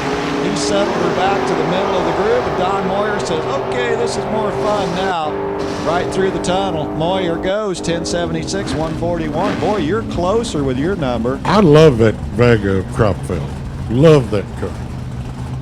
That car looks to me like in a weekend I could have that sucker back on the street with them big tires on it. Oh, wouldn't that be fun? Oh, that'd be way cool.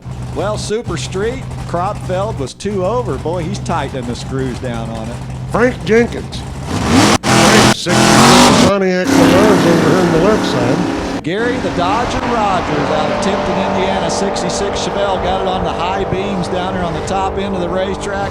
Looking for the finish line. Got it, 1091, a good number for Rogers, 146. Jenkins gonna need to turn the screws back down a little bit. 1077, 140 in that little old Pontiac. 003 on the tree, that'll work. Dave Hedges. Dave, he's out of Michigan in his 68 Camaro over here in the Ray Skillman side. And Bob Aker, almost in that winner's circle at the Midwest. Well, he's doing the Super Street. It's neat to run Super Street. Aker goes 1090 with a 132 for Aker. If he gets that, it took him a few runs to find the number where they wanted it. I think Bob may still be struggling just a little bit finding the tree with Pam's truck, but he looks like they've got the truck ordered out pretty well. If Bob can stay green, he'll go round or two. You betcha. Bubba Mahurin over here on the left side, his Mustang out of Indianapolis.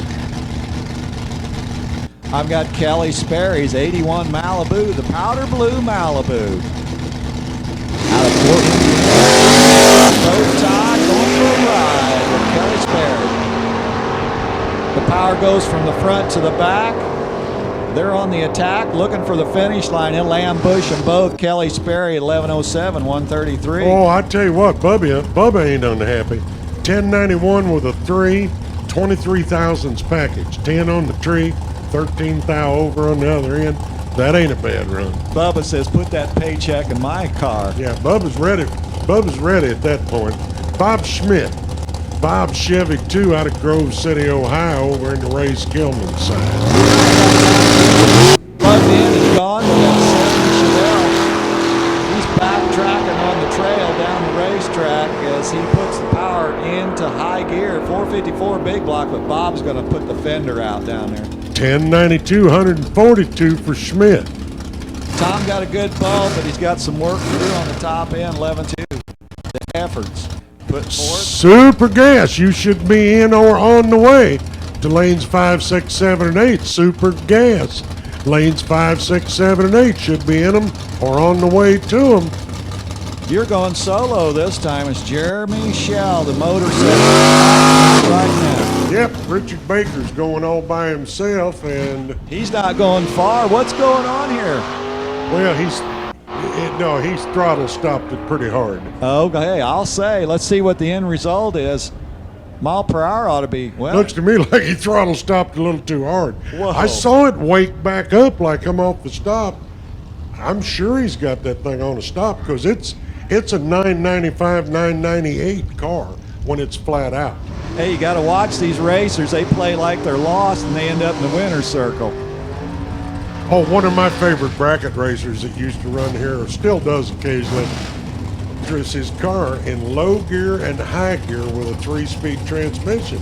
So you'd get the head start, you'd launch, he'd drive around you. Then he'd shift second gear and he'd fall back behind you. And if you didn't know him, you'd think, well, he's broke, I can pedal. then the sucker would go into high gear, and here it comes again. Well, if you- nitrous. I'll bet you he pulled a lot of wind lights doing that to everybody. Oh, yeah. Hey, I got Brian Richardson over here on the left side in the 98 Firebird. Well, Jerry Bledsoe, he's parked. He'll find drive with that 64 Valiant. We haven't said that at all today. He was, yeah, I said that a while ago when he ran. He was at the brackets last week running for one of the tracks. Probably Beacon or Probably something. Beacon. Jerry Bledsoe, the Valiant, goes 1090. Whoa, baby, 127. 1088 for Brian Richardson, the Firebird. So Wayne Kelly and Scott Sattler trying to find their way down Route 1320. Scott Sattler left, Wayne Kelly right. Couple Malibus a year apart on their birth years. So a couple bow tie plugged in and ready to go.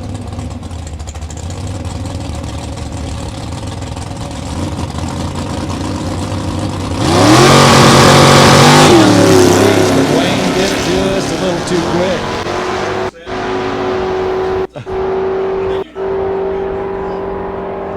All right, Wayne Kelly on that red-eye flight goes 1092, 137, but your number is sweeter. Oh, Sattler dead on with a 5. He's 24 on the tree. That's a 29 package. That's a package you can win with in the early rounds. Yeah, yeah. You may have to slay the tree a little tighter. In the rounds, you're going to have to push a little harder than that. Yeah. But in the early rounds, that can get you a lap or two. Yeah.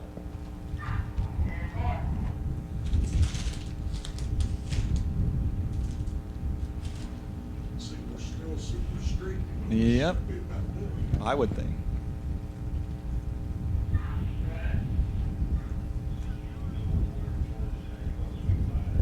Well, Chris Balcom moves in, a regular at Edgewater Sports Park in the Super Pro ranks. Chris Balcom, the electrician out of Cincinnati, Ohio, 88 Cutlass, 454 the hood. Chris Balcom already this year picking up a win in Super Pro at Edgewater Sports Park. Also runner-up at Norwalk, Ohio in Super Comp last year. And also a Super Street racer, Norwalk, a winner in 2007. So you're liable to see Chris running any class, anytime, anywhere. Bob Faust with the 84 S10 Fire Engine Red, 406 small block. Will make those tires dance on the back end of that truck.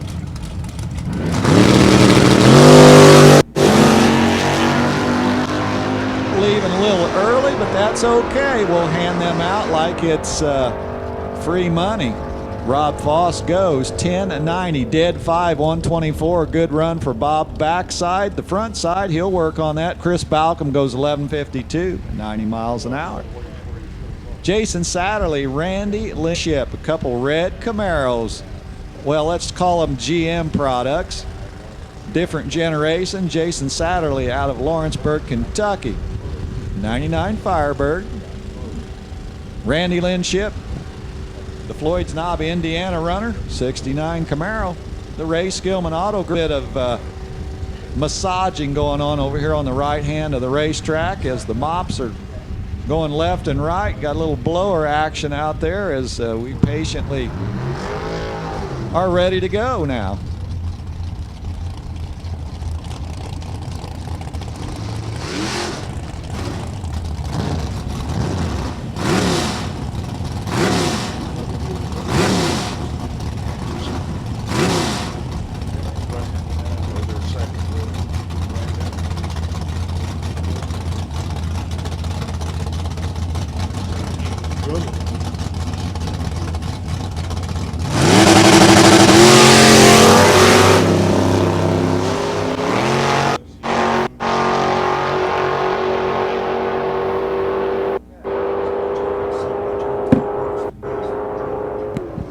.1082, 140 for Randy Lynn Ship and Jason. What a good run for Jason over there. Dead on with an 8 for the 1090 class. 001 red, he'll fix that. And boy, Jason's looking to go rounds.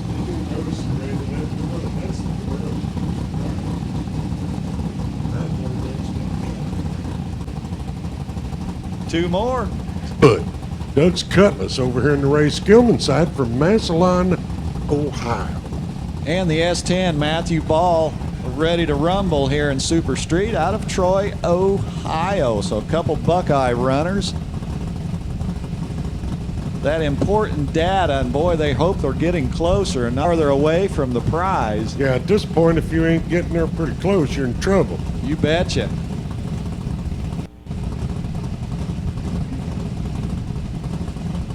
All right, hopefully they filled up the fuel tanks out there as they're both pre-staged, and they're probably texting each other where they're going to get pizza. Now we're going. Matt Ball, eye on the ball. Well, we call that the scoreboard down at the top end. Matt Ball goes 1088, 128. You're a little quicker. 1085, 138.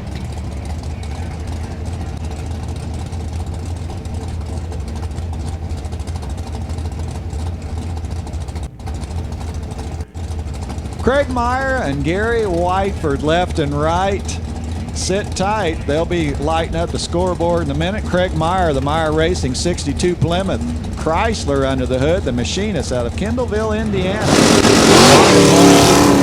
Gary Whiteford. Gary with a great light. He was 12 on the tree, but he was second on the reaction time as Craig Meyer goes 1085, 137. How about a pair of 1085s? Meyer 006 on the tree. Hey, first call. I need quick fuel shootout cars. You will be in lanes 11 and 12. That's the 2 lanes furthest to the right.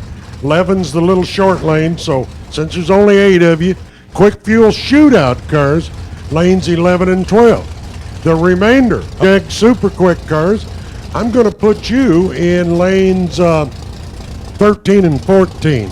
Lanes 13 and 14, that's the 2 long ones, kind of to the right, but 11 and 12 for the shootout cars, then the Jags Super Quick qualifying. I need you in lanes 13 and 14. So your call has went out, and we will begin the qualifying round with the shootout.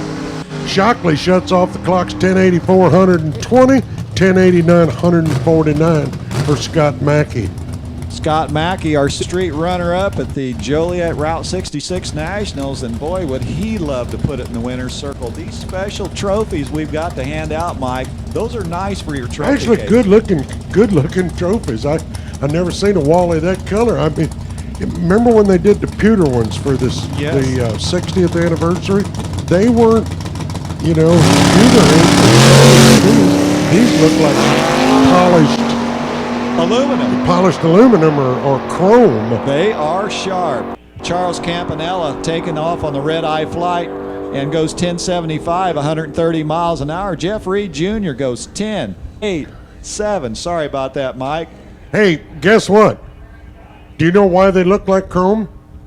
Because, They're chrome. hey, what goes just like the old bumpers we used to have on the hot rods we used to drive. I'm a master of the obvious. Yes. Warren Evans, thank you very much. As he was over there, he had his science, Warren's had his science test kit out there, and he says, yep, they're chrome, guys. All right. Hey, those will look good in anybody's trophy case. A little unique look. Well, it's the special anniversary here, 25 years of the Fall Classic. Well, every now and then when I pick up something that's obvious, I Right. don't turn out to look like an idiot because the obvious to me was wrong. In this case, I got away with it. You got away with it. Well, we're gonna shift into gear here in just a sec. Looks Kevin, like super gas sitting at the ready line, don't it? yeah, Kevin Adams and Buddy Ray. Also, one more time, quick fuel shootout. Lanes 11 and 12. That's the 2 furthest to the right on the east side, and the rest of the Jag Super Quick cars need you in lanes 13 and 14 for your second qualifying attempt. I had to snicker a little bit right here at our ready line right in front of us. Kevin Adams had his bumper just over the ready line, white line. They're practicing right down here. Yeah, staging. You betcha. All Got right. Buddy Ray over here on the left side. Buddy's Camaro out of Monrovia, Indiana. Kev Adams with that gorgeous 67 Nova big block Chevrolet. The Adams Racing Terre Haute, Indiana runner. Buddy's got that cool look. I still, every time the vision is, looks like a checkered flag somewhere that's wrapped around his race car at the bottom. Got decoration. Wow, Kevin is way, way ahead down there. Yeah, Buddy's car ain't doing what he wants to do, I'm sure. Boy, and at 1225 at 100 miles an hour. yeah, at the 60-foot mark, the spread started getting wider. Kevin Adams goes 986, 155.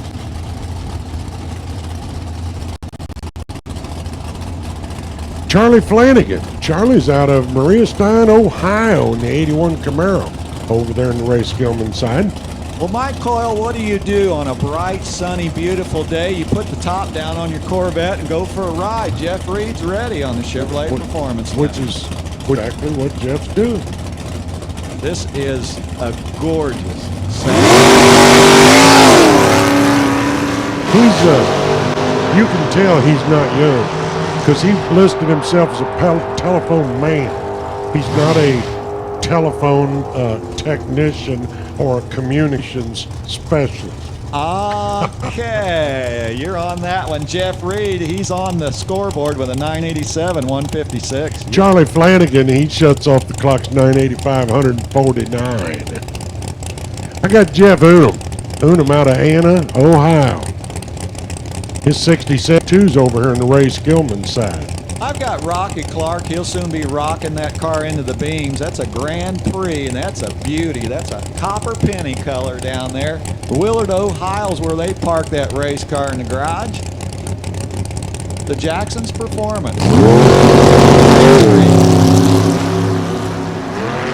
Well, the 660 blocks are waiting. They're waving goodbye, and the 1320 is waiting for both of them. 981, 175. Booming speed for Rocky. And Unum quite a bit closer at 988 with a 9, almost an 89. So he was just 11th thou under the index. Larry Turner, Larry's 27 Ford Roadster out of Columbus, Indiana, over there in the Ray Skillman lane. And I've got Bob Hansha out of North Olmsted, Ohio, the engineer with the Firebird. Beautiful Firebird. Well, it's amazing how many superclass cars look like old Pro Sportsman. They are side by side, and Bob goes dead too. Turner's a 10th off at 10:01. Next up, my favorite car, Steve Williams. 3 pedals, super gas, and a Ford Probe with a 355 Ford small block. Well, Steve looks out that passenger window, and there's that cool orange Opel GT of Janice Swan. That car has been up and down racetracks for a lot of years. Yeah, Marlon gave it up to her last year. Janice Swan takes the Buck and Bronco northbound. Steve out front, Janice pedaling hard, top end, 986 for Janice, 158. Of course, she had to go under by 3 to get around him. 992 to 3 for Williams at the finish line. I got Rex Stamps. Rex over here on the left side in his 78 Camaro out of Tipton, Indiana. And I've got Jeff Lawson out of Lexington, Kentucky. Know where That's another at. Stamps owned car that he's in right lane. It's Bill Stamps' car. It's one of the Stamps. Yes. Let Jeff license in that this weekend. 13-14 on the tree and 984, 148. You got a better number. Well, at least Jeff did get him a touchdown. Remember, he rolled the tree last time. 987, 134 for Stamps in his Camaro. Rob Goodrich's Mustang's over here on the left side. 990 index continues. His 93 Mustang out of Greenwood. And Steve Morton plugged at the Roadster out of Trafalgar, Indiana. They were testing yesterday. 007, the driver was testing yesterday. Looks like it helped. Yeah. Let's see what the other side shows. 983, 148. They got some work to do there. Goodrich, on the other hand, near where you'd like to be. 991 with a 9. Mike Keenan's Cavalier out of Coatesville, Indiana. Race Gilman side. La Follette brings the front end up. The old front end wiggles back and forth a little bit, and the Mustang will not be nice today. Kenny in the saddle goes 991, 150. That looks pretty good. Yep, and a 10th under for Keenan at 881, 158 miles an hour. Morris Yates. Morris, a truck driver from Corydon, Kentucky, in his Roadsters over here in the race guide. Chad Covert rolls in from Saukville, Wisconsin. 63 Corvette, got the top down. Hopefully don't sunburn the top of his head. And here we go. Boy, somebody hustling back our return road there as they're anxious to get back. Well, let's go north. Chad, 006 on the tree. Boy, he slayed it, cut it down. Looks like Chad Covert goes 974 on the quick side, 159. 987, 147 for Yates. Tom Small. Tom, the Grace Gilman side, he's a 66-year-old machine builder, 68 Camaro. Here's a Colt ready to run down the racetrack. Bobby Deary, the wheelman out of Indianapolis, Indiana. And you know a lot about that little Dodge Colt, don't you? Oh, yeah. Small block Chevy, fuel injected. Watching them during the U.S. Nationals. Yeah, he does much bigger wheelies when he ain't throttle stopping it instantly. He goes 995, 143. Boy, he was doing some wicked ones during the Nationals. And Small, 997, 157 for the Camaro. Gary Landers out of Bel Air, Ohio. 34 Advanced Chassis Roadster over here in the Race Gilman side. And Doug Croft, a runner-up in Super Gas at the Jegs Northern Sports Nationals a couple years back, takes the Croft Construction Firebird, putting it to work. Out of Wabash in here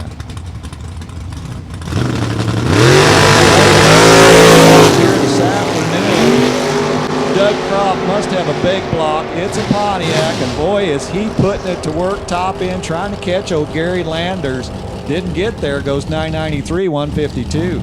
Landers, 994, 138. Larry Rodell out of Evansville, Indiana. Bald Man Transmission sponsored 27 Ford Roadster in the left lane. Well, Dan Outing joins in with his 34. They call it a Willys. He brought that down to Michigan. Well, he's going back north, going back as far as Michigan. He's just looking for the end of the racetrack as Dan Stucker in high gear goes 987, 155. And Rodell goes under even further at 982, 152. Dave Davis out of Mooresville, Indiana, retired firefighter, his 27 Roadster over here in the Ray Gilman side, and one of the unusual Mopar-powered super gas cars. How about this big block Ford parked over here on the right side? Dan Toole about ready to put that runner to work. 604 inches ain't a big block. That's just a big, big. You change the spark plugs and I'll just wipe the car down. I'll tell you what, Toole, way too quick, both of them in the 970 range. 979 for Davis and a 73 for Toole. Maybe they plan on running each other in a double breakout race. Yeah, maybe they were just wheel racing down there. Man, don't touch that fast they went. Connor Millwood out of Columbus, Indiana. Side. And before we can say skippity-doo, the Corvette of Bob Prost is already skippity-ing right down the racetrack northbound, and boy, is he going fast, closing, goes 998, 149. And I do put out another call, my quick fuel shootouts. We need you to lanes 11 and 12 if you're not already there. We need the rest of the Jeg Super Quicks in lanes 13 and 14. To the lanes now, please, for your second qualifying run and the first round of the quick fuel shootout.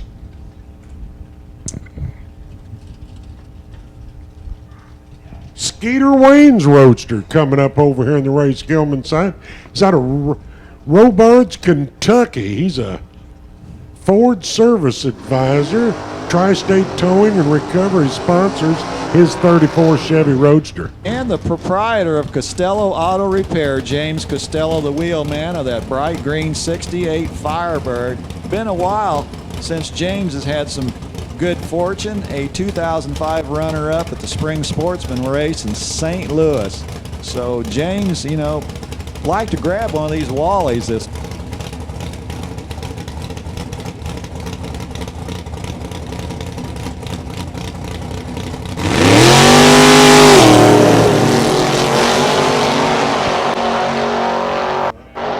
Skeeter Wayne got the fender out down there. Costello's got the Rocket Ship Express going hard. Costello goes 996, 137. Skeeter goes a little quicker, 986, 136. Up on the scoreboard, the Ray Skillman Auto Group lane.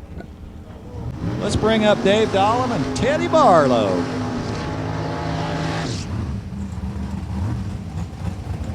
So Dave Dahlem, runner-up Super Comp Earlville, Iowa, Division 5 race. He rolls in from Tremont, Illinois. Dave and Judy Dahlem's 57 Corvette. Teddy Barlow plugged in and ready to go.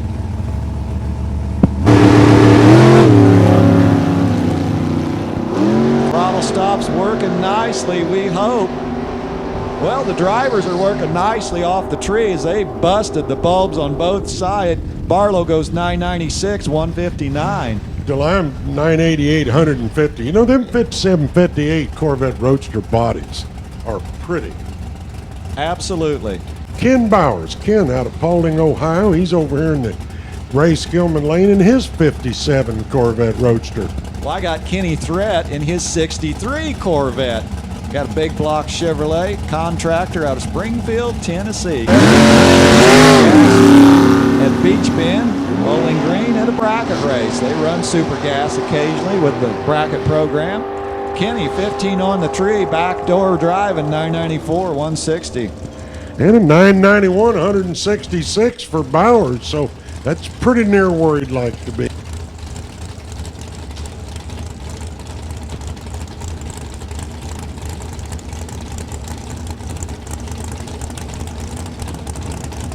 Well, Ken Bowers is on the left side. Another well, that's not a Corvette. Ken Bowers is over there locked in on the left side. Well, let's move this pair. How about Alan Keener? Tremont, Illinois, the Keener Electric 68 Camaro. Yeah, I've got a button on my Jim Falvey's away in good shape with the 68 Dart. Jim Falvey, a winner at Coles County Dragway during their Clinton All-Out race there. Jim Falvey goes 987. We got a pair of them. Falvey had the 987 with an egg, 147. It's Keener goes 987 with a 9. Paul Richardson, Leo Zinda III, the Ring and Pinion Shop Cavalier, plugs in to the Chevrolet side.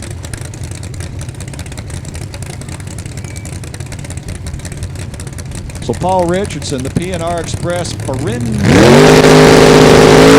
gone. Wheels up, wheels down. Leo just kept the wheels down, and he's sneaking under the radar down there. He'll light up the scoreboard lay side. Zenda goes 991, a sweet run at 166 miles an hour. Richardson goes 2,000 under, close enough, gang. 989 with an 8, 160 for Paul Richardson. Ron Lower, Bitsy Satterley, ready to rumble. The Camaro, pair of them, couple different generations locked in. So it's Ohio and Kentucky on the Ron Lower via the red lights leading the pack. Bitsy's car smoking a little bit out of the right side, plugs that finish line. How about head one for Bitsy Satterley? 28 pack, get back. Bitsy's ready. Ron Lower goes 989 with a dime at 144 miles an hour. As Bob Locke, Brad Garnier, they'll strangle that Christmas tree for all it's worth, trying to get a good bulb out of it.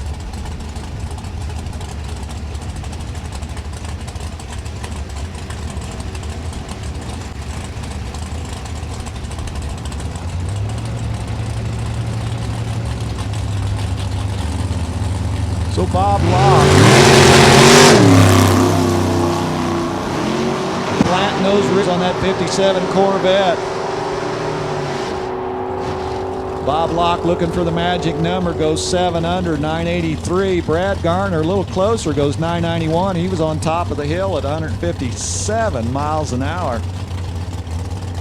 As we go 2 by 2, Rudy Max out of Ohio City, Ohio, the Hawkins Speed Shop 69 Camaro. We'll be joined by Presley Wilkerson's 82 Vet.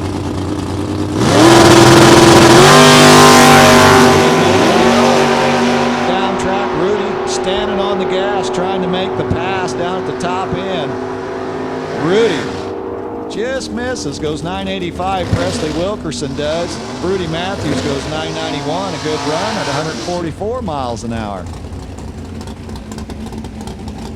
Jason McConnell, one of the rare door cars that picked off a Jag Super Quick win over there at Coles County a few years back. We'll run the Scratcher, the Monza, Mr. Jackson, trying to get some action out of that scoreboard on the Chevrolet side of the world. Bill Jackson, the Buckeye State runner.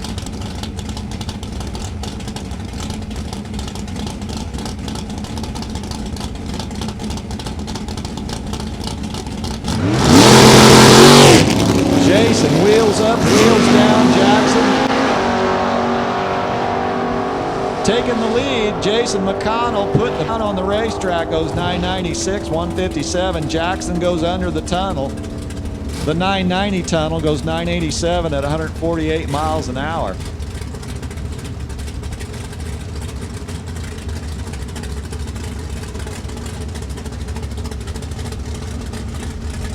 More on the one-way runway, Rob Kropfeld, Paul Fiddler. Paul's not fiddling around with his 76 Vega.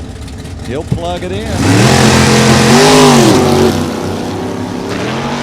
Well, he grabbed that spray paint can. It was the red one as Paul Fiddler puts a 007 red on that time slip. Goes 992, 165 for Kropfeld. Fiddler goes 988, 139. Super Gas, we're still going with it. How about Randy Ship? How about Jeff Smith? Left and right. Randy Ship retired out of Whiteland, Indiana. He's going to try to cut down the finish line as Jeff Smith rolls in with the Vega. Well, that's not a Vega. We'll call it a Roadster. Whoa, baby. Jeff let go of the button. The front end came up. It squiggled to the right. Wheels went back left. Jeff Smith goes 92 and Randy goes 988. As they sneak out the back gate, they'll hunt for the exit ramp off of Route 1320. We'll plug in a couple more. Devin Eisenhower had a great junior dragster career. Didn't take him long to win on the big stage.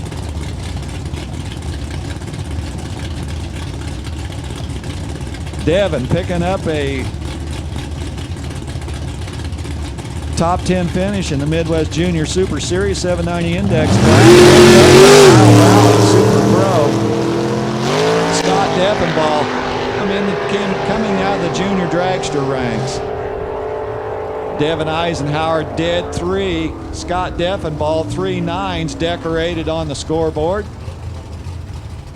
So Eisenhower dead 3, 23 on the tree. We'll call that a 26 pack. It's Deffenbaugh 99. And guess what? Larry Burnshausen and Kelly Keith will close out the Super Gas. Burnshausen, the Auto Plus store sponsored 77 Vega wagon. Larry has had that car forever. And then it gets serious. Kelly Keith, the beautiful road Minden, Kentucky. Burnshausen, he peeked at that tree. He burned a hole in it. 002 green for Burnshausen. He is streaking to the finish line. 992, 149. Kelly Keith says, hey, I can put 3 9s on that right scoreboard. 150 for Kelly Keith. And just like that, what are we running now? Do we call this the Quick Fuel Super Quick Shootout? Boy, this is going to be Quick fun. Fuel Shootout. Take her away, Mike. 'Cause ain't no ducks in this race. you know what? If I don't eat this sandwich over here, you're going to eat it. So you got this. Take it away. I'll just write the winners down. There ain't no ducks in this race, I guarantee you. In fact, I ain't sure there's any ducks even in Jag Super Quick anymore. We're going to start right out with Jeremiah Hall and Chris Carrico. So this will be serious, and they are both dialed 452.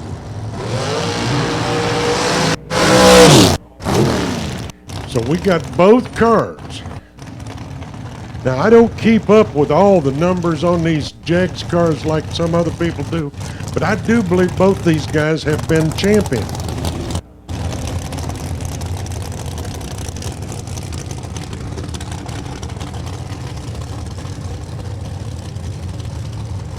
Well, yeah, Carrico was back in 2009. Maybe Hall wasn't. Maybe Hall won the quick fuel shootout last year. And he is the #1 qualifier. So here we go. First pair, Jeremiah Hall, Chris Carrico, both down 452. Also, this is a race within a race. Also trying to move up into that top. Oh, Carrico 001 on the wrong side of the Christmas tree. He's closer to his dial by about 6 thousandths, but he's 001 on the tree. Hall 450 with a Ford, 150 miles an hour. Carrico 453.8 minus 001. Not the way you want to start your day. Next pair, Jacob Bach. Bach's over here in the Ray Skillman side, Ohio, dial 454, left side. Ken Simpson, Grand Rapids, Michigan's what he calls home. He's dialed 450. So right at 400's head start to Jacob Bach. Simpson's already got top bulb on. They both now have top bulbs off. Simpson's in, Bach's in, trees down, 2 greens, lots of double O's in the reaction times. And Bach, 456, runs 2 off the 454 dial. He was 9 on the tree, and he was second to leave, but he wins by 74 10,000ths. 453, 3 off for Ken Simpson, only 2 off for Jacob Bach.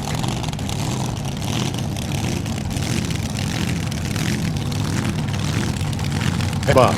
Next up, the Ray Skillman side, 457, the dial for her Spitzer Dragster. She'll get the head start from Ken Story. Story dialed 451.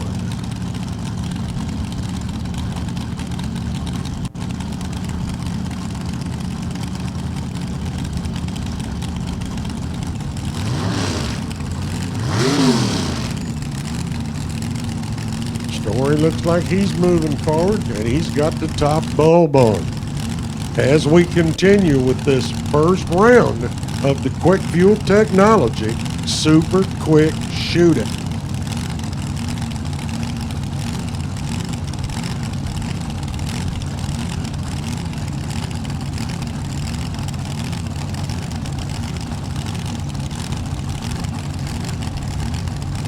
Okay, Ashley's got the top bulb on.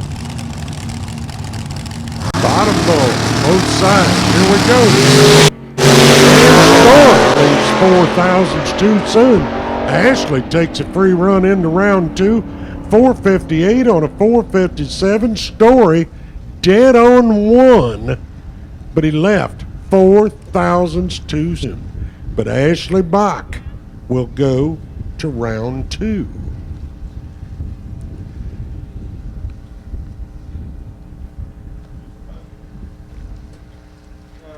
And the fourth pair, the final pair, Kyle Camp.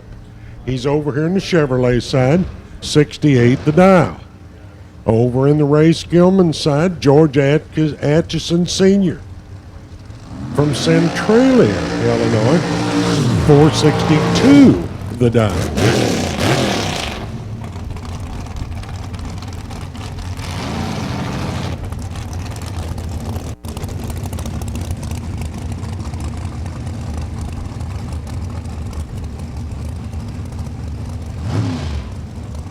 So this is the last pair of the first round of the North Central Division Quick Fuel Technology Super Quick Shootout. Atchison Sr., whom I understand either just replaced a transmission or repaired his transmission from the previous run.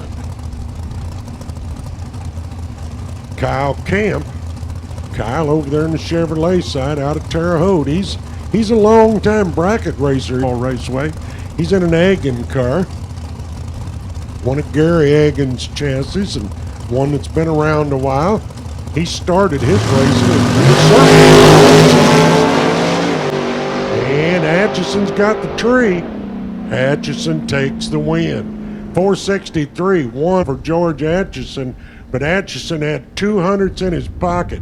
Kyle drove the finish line nicely, trying to get around him, but he breaks out by 15 thousandths. He can only find the stripe by 7 thousandths because he left too much on the starting line.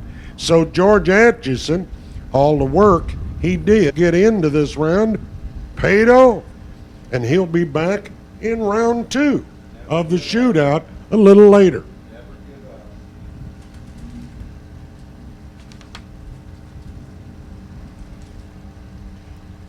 How much room left between? How much room? Okay. So there's room in there to get in there. And it still takes a 50 with a 4 or better to get in the top 3. Takes better than a 51-1 to get into the top 5. In fact, it takes better than a 50 with a 7 to get in. So top of the orders, pretty heavy with cars down there in the 450, 451. Well, I'll tell you what, I still think that 450 with a 4 is in danger, Mike. Oh, I do too. I do too. Because a lot of people are going to be adjusting from the previous round. Rick Forish, he's over here in the Ray Skillman side, and Danny Wood over in the Chevrolet side. Wood turns on the red light, but again, it's just a qualifying run. And 480 with a 0 for Wood is an improvement of about 300s. Probably